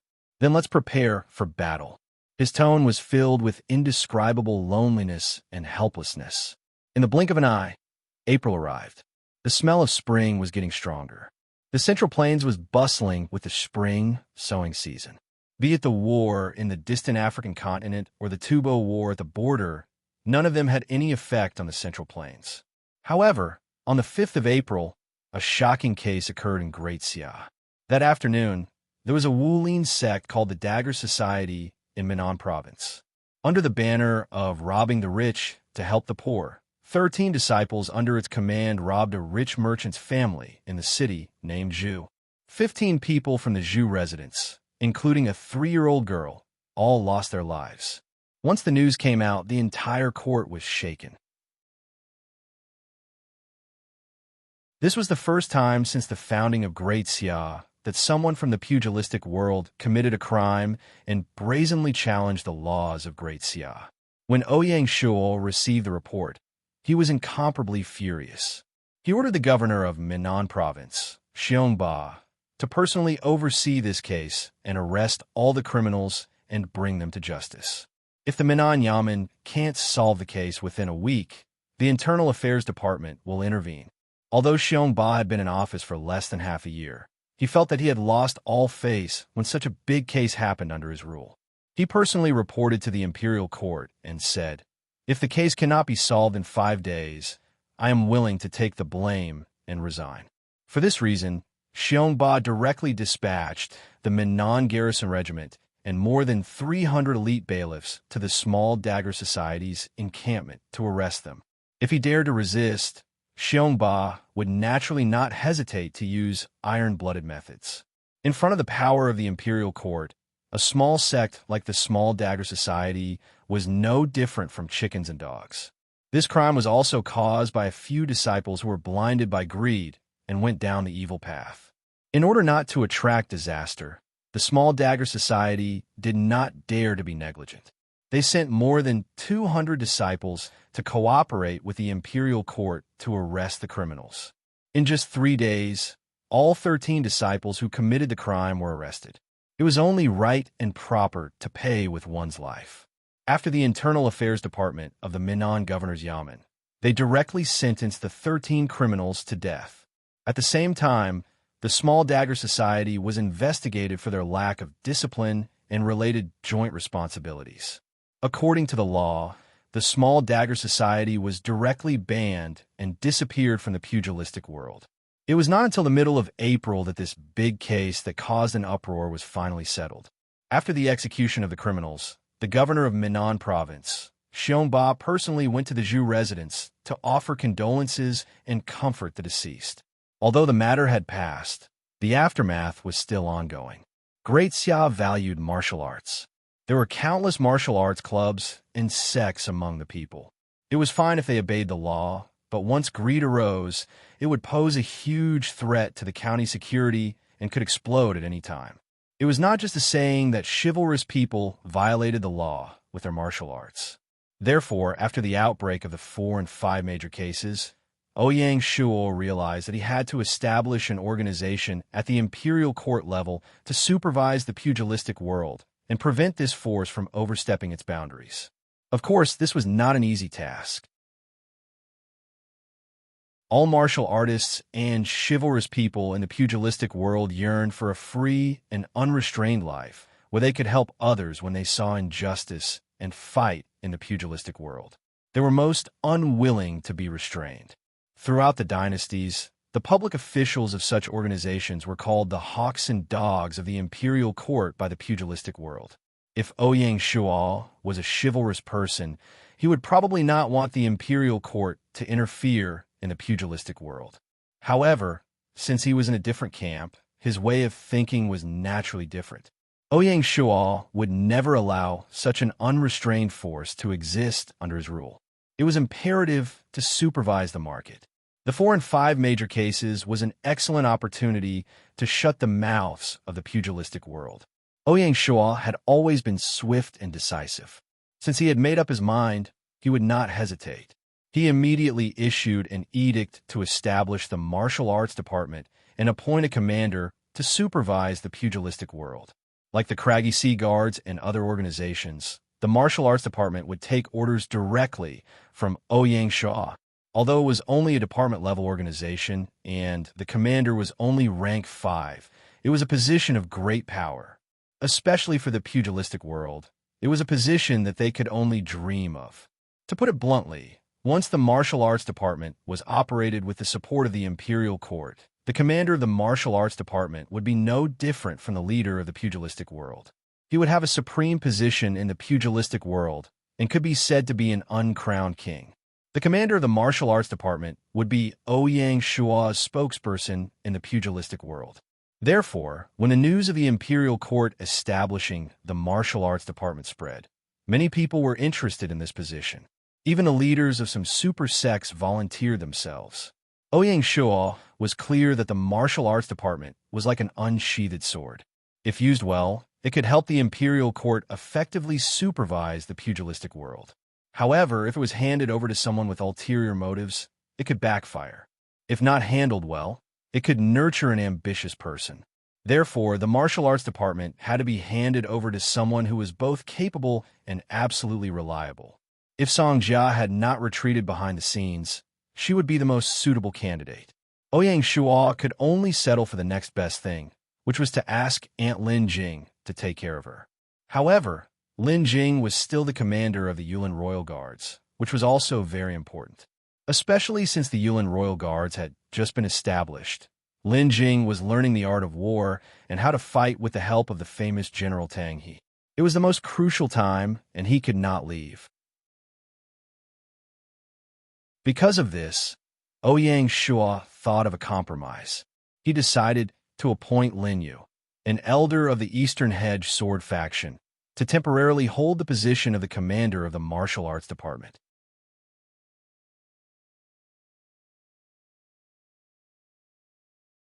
Chapter 1238. In April of Gaia's 7th year, other than establishing the martial arts department, Ouyang Shua was also paying close attention to the latest developments in military technology. After a year of industrialization, the dynasty's military industry welcomed another major breakthrough. The most eye-catching performance was in the field of strategic weapons and equipment. In the naval field, Great Xia's first ironclad warship was finally launched in the North Sea Bay. The first ironclad warship was a wooden warship with a thick layer of metal armor to defend against attacks. It was equipped with a large number of cannons and was 23 meters long and 13 meters wide. Great Xia had already successfully developed the first ironclad warship in the 5th year of Gaia. As the warship was not very practical, it was not installed in the Navy on a large scale. The second ironclad warship transformed into a steel battleship and cruiser equipped with cannons. It was close to the level of modern warships of the 20th century. In April of Gaia's 7th year, Great Xia's first ironclad warship was born. The creation of this warship was attributed to the development of heavy cannons, the more advanced steam engines, and the rapid advancement of Great Xia's metallurgical technology, which made shipbuilding possible. Apart from cannons, ironclad warships were equipped with torpedoes, which became the key weapons in naval warfare. Due to the maturation of ironclad warship manufacturing technology, coupled with Gaia's increasing openness to industrial technology, ironclad warships would replace sailing battleships in the next few years. In order to maintain maritime supremacy, the imperial court had to mass-produce ironclad warships. The problem was that the construction cost of an ironclad warship was not low. Just one ironclad warship cost up to 1,000,000 gold coins, and the construction period was as long as half a year. In history, the Qing dynasty had to grit their teeth to purchase 2 first-class ironclad warships. Of course, the ironclad warships designed by Great Xia could not compare to first-class warships like the Dingyuan. It was for no other reason than the lack of generators. Of course, the cannons could not compare to the cannons that could rotate 360 degrees. To build ironclad warships on a large scale, many shipyards were required to start construction at the same time. Since Gaia's first year, Great Xia had been building shipyards at various ports. Currently, there were 16 shipyards of varying sizes. This was how they had a large number of fortress warships and Z-1 warships installed in the naval fleet. The problem was that these shipyards were used to build wooden warships. Only the North Sea Shipyard, which was the territory's first shipyard, had the ability to build ironclad warships. For this reason, the imperial court had to upgrade the remaining 15 large shipyards. As Gaia had already removed the blurring function, just this alone would take more than half a year. Just the budget for the modification of the shipyard was as high as 3,000,000 gold coins. Coupled with the cost of building the ironclad warships, the budget was almost sky-high. Even so, Ouyang Shua had to grit his teeth and decided to equip the Indian Ocean Fleet and the Pacific Fleet with 2 ironclad warships as their main battleships. In the future, adjustments would be made according to the situation. In addition to naval equipment, there was also a major breakthrough in Air Force equipment. Of course, strictly speaking, Great Xia didn't have an air force in the true sense of the word. They were only equipped with flying brigades or flying squadrons in their fleets and army groups, and they relied on the mimicry aircraft. Although the mimic flying device was good, its shortcomings were obvious. Firstly, they relied too much on the magnetite or for energy, which limited the number of mimic aircrafts. Secondly, the energy circuit used the engraving technology of the Atlantis civilization. The degree of industrialization of the aircraft was very low, and it was not even suitable to be used as a fighter. The 7th Research Institute had been working on these 2 shortcomings. Finally, this month, the Seventh Research Institute had a substantial breakthrough. Combining the manufacturing technology of the mimic flying device, they were the first to develop the first generation of fighter aircraft. The first generation of fighter aircraft used the hybrid power of the magnetite and the internal combustion engine. They complemented each other and could be used to guide artillery fire, reconnaissance, and bombing on the battlefield.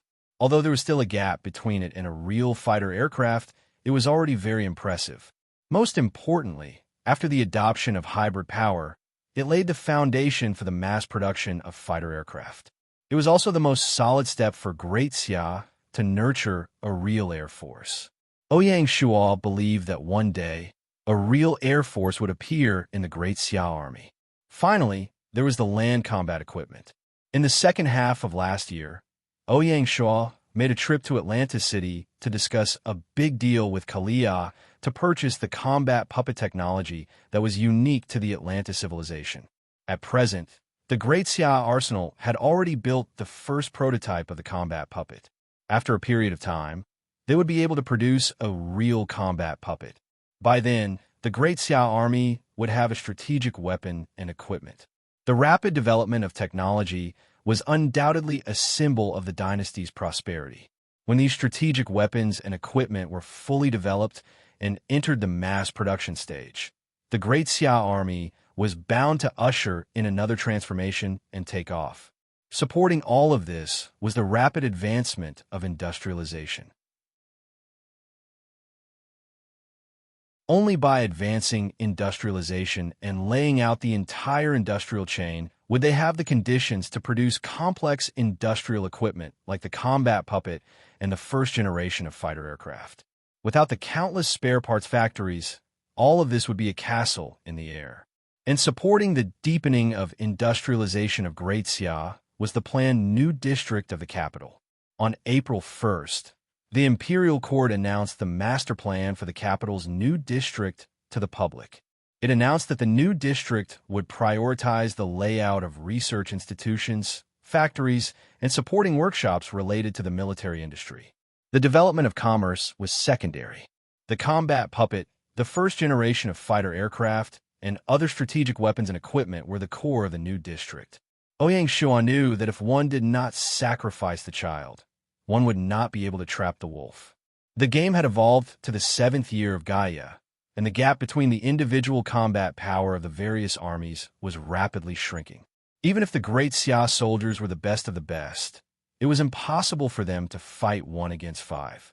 The only thing that allowed the Great Xia army to continue to maintain an advantage, other than the terrifying size of the army, was the constant upgrading of weapons and equipment, as well as the accompanying tactical strategies. Only in this way could the Great Xia army remain undefeated and support the dynasty's continued expansion. The huge investment at this moment was to lay a solid foundation for the Great Xia army to surpass the dynasty for the second time. No matter how difficult it was or how much money was required, Ouyang Shuo had to grit his teeth and persevere. If he was unwilling to invest now, he might be beaten up if his technology lagged behind in the future. It was because of this strategic consideration that Ouyang Shuo focused his energy on the reorganization of the dynasty and technological research and development in the first half of the 7th year of Gaia. He didn't pay much attention to the few wars initiated by the imperial court. The game world was constantly changing, and there was no room for slacking or short-sightedness. If one was careless and conservative, it could be a huge hidden danger in the future. To resist foreign aggression, one must first pacify the internal affairs.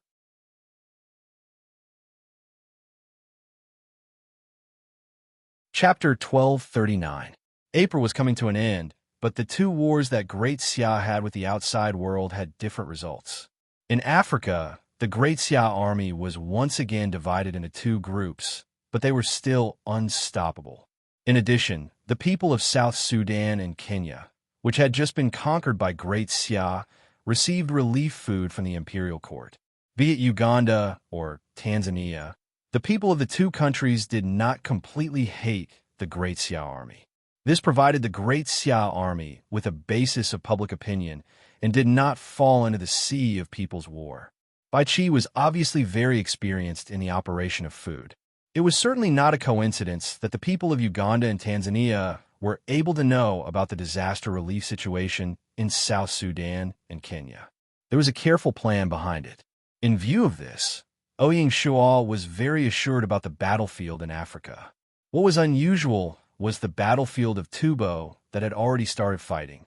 According to the analysis before the war, with the Flying Bear Army led by Li Jing, the Tubo army was definitely not a match for them. Even if they fought in the highlands, they could still defeat them in one battle. However, the real situation was not like that. According to the battle report from Li Jing, there was a hidden force behind the Tubo dynasty. Although those who fought with the Flying Bear Army were wearing Tubo uniforms, they were definitely not the Tubo army. This was very interesting. In view of this, Ouyang Shu ordered Li Jing that there was no need for time pressure. The imperial court did not set a clear time limit for the Tubo War. Li Jing was allowed to use his troops flexibly according to the situation on the battlefield. It was obviously not a good idea for the Great Xia army to rashly launch an all-out attack before figuring out which force was behind the Tubo army. Moreover, there were many towering mountains and lofty ridges in the Tubo region, and the terrain was complicated. They could be ambushed at any time, so they had to be even more careful. The Tubo War was in a stalemate just like that. In April, apart from Great Xia, there were new changes in the global situation. Of course, the most lively place was the Asian region, where there was a life-and-death battle between the Mongolian and Persian empires. Right at the start of the battle, they relied on the element of surprise and their determination to fight to the death. Coupled with their act of massacring the cities, the Mongolian cavaliers ravaged the cities of the Persian Empire again and took down several cities. A large number of resources and people were continuously transported back to the Mongolian Empire. The magnificent feat of the Mongolian expedition in history was repeated again. However, the game was not history. After losing the battle, the powerful Persian Empire quickly recovered and fought back. The battle between the two sides had just begun. On the 10th day of the 4th month, in order to relieve the Mongolian Empire of their worries, Ouyang Shual specially sent a messenger to Hala-Kareen to inform Genghis Khan that Great Xia would not attack Mongolia during the period of the Mongolian Empire's westward expedition. When Genghis Khan received the news, he had a complicated expression on his face. Although he had seen through Ouyang Shual's plan, he had no choice but to accept this favor. He decisively gave up his guard against Great Xia and threw himself into the Battle of Persia. Because this was an overt plot. During this period of time, some of the Mongolian nobles were worried that this was a ploy by Great Xia. Their goal was to make the empire lower its guard and then send troops to invade. The Han people are the most cunning and cannot be trusted. This was especially so for the nobles whose fiefs bordered Great Xia. They were constantly on tenterhooks, afraid that the empire would withdraw their border guards and put their interests in danger. Genghis Khan, however, did not think so. He said bluntly, "As the most powerful monarch of the Central Plains, Emperor Xia's words carry enormous weight. How could he easily go back on his word? You don't have to worry. Between kings, there should be some form of appreciation." Genghis Khan was clear-headed. Whether it was in terms of plundering rations or expanding their territory to the Mongolian Empire, a westward expedition was the best choice. Therefore, even if they won a great victory in the early stages and seized a large amount of resources, which had already alleviated the hunger within the empire, Genghis Khan was still prepared to continue fighting against the Persian Empire. Firstly, he could train his troops. Secondly, he could use war to nurture war. To the Mongolian Empire, they were mainly nomadic and their agriculture was underdeveloped. There was no need to talk about industry, commerce, or industrial revolution. It was impossible for the empire to establish such a complicated system. If the empire did not want to be eliminated, it could only nurture war through war. Only by conquering the Persian Empire, occupying the Persian states, and turning the Persians into slaves of the Mongolian Empire would they be able to establish a system that would allow the Mongolian Empire to have a foothold. Sometimes, barbarism and violence were also a way out. Therefore, After Ouyang Shuo made his promise, Genghis Khan decisively gave up on his plan to plunder and leave in Persia. He shifted the strategic focus of the empire to the west. The confrontation between the two empires would probably continue for a long time. Other than the confrontation between the Mongolian Empire and the Persian Empire, there was another place in the world that was very lively. It was the continent of South America that had been forgotten by everyone. As the Spanish dynasty increased their troops in the Argentine region, the situation in South America quickly heated up and the smell of gunpowder was thick. In mid-April, the Indian Empire finally decided not to endure any longer and took the initiative to attack the Argentine region. In the first battle, the Indian Empire gave the Indian Empire a severe warning. In the face of the skilled Spanish firearms tactics, the Indian army, which mainly relied on cold weapons, was obviously unable to resist. In the first large-scale battle between the two sides, they suffered heavy losses. The Indian Empire advocated pure warriors and wanted to return to the Indian tradition. They wanted to use the spears and bows in their hands to defend the glory of the empire. Unfortunately, what they tasted was a bloody lesson. A major battle had undoubtedly exposed the fatal weakness of the Indian Empire. The sweetness of victory had completely aroused the desire to conquer in the bones of the Spanish dynasty. They were obviously no longer satisfied with defending the Argentine region. It was reported that the Spanish were already planning to counterattack the Indian Empire. At the same time, the setback of the Indian Empire on the southern front had given the Brasilia dynasty confidence. They agreed to cooperate with the Dawson dynasty almost without hesitation. The purpose was to let the Dawson dynasty provide them with firearms and train them with gunmen. In this way, the Dawson dynasty would be able to smoothly intervene in the war in South America. Jack would probably wake up laughing in his dreams. There was no reason for him to refuse. Given Jack's ability, it was only a matter of time before he controlled the Brasilia dynasty. At the end of April, the Spanish dynasty and the Brasilia dynasty officially formed an alliance, determined to eat up the Indian Empire together and divide it up. Ouyang Shuo, however, saw through the trick at a glance. On the surface, it seemed to be an alliance between the Spanish dynasty and the Brasilia dynasty, but in reality, it was an alliance between the Spanish dynasty and the Dawson dynasty. The Silver Hand was fully planning for South America. Even under such circumstances, the three dynasties seemed to have consciously forgotten about the Great Xia dynasty. They were neither particularly afraid of the Great Xia dynasty, nor did they confront it head-on. They were consciously weakening the presence of the Great Xia in South America. The logic behind this was, of course, fear of the powerful strength of the Great Xia. Both Jack and Casillas were worried that the Great Xia would use this opportunity to send more troops to South America, adding unnecessary variables to their plans. During this period, the Indian Empire neither asked for more troops from the Great Xia dynasty, nor did they ask for help in firearms or musketeer training. It seemed that they still wanted to resist. Since this was the case, Ouyang Shuo naturally wouldn't take the initiative to mention this matter. In the South American battlefield, Ouyang Shuo had plenty of patience. He directly ordered the Urgwa provincial governor, Wolf Warrior, to lie low for the time being and gather intelligence in South America, including the Indian Empire. According to Ouyang Shuo's judgment, this was definitely not the time for the Great Xia to intervene in South America. 1st of May, King City, Jingshi. By the end of May, the spring sowing had already ended, and the wilderness had become lush green and full of vitality.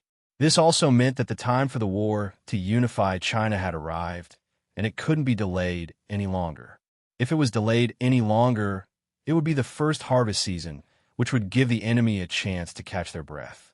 According to Ouyang Shuo's expectations, by the end of May, the Tubo War should have been settled.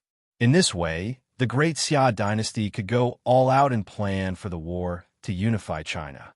Now that such an unforeseen event had occurred, the war couldn't be delayed any longer. On this day, Ouyang Shuo officially announced that the war to unify China would begin immediately, and the first target would be the Great Zhou dynasty. The relevant battle plan had already been formulated by the Grand Council last winter. The entire army was on standby, waiting for Ouyang Shua's signal. You're tuning into the Warrior Lore YouTube channel. Don't forget to subscribe and join us on this journey to catch the most captivating stories.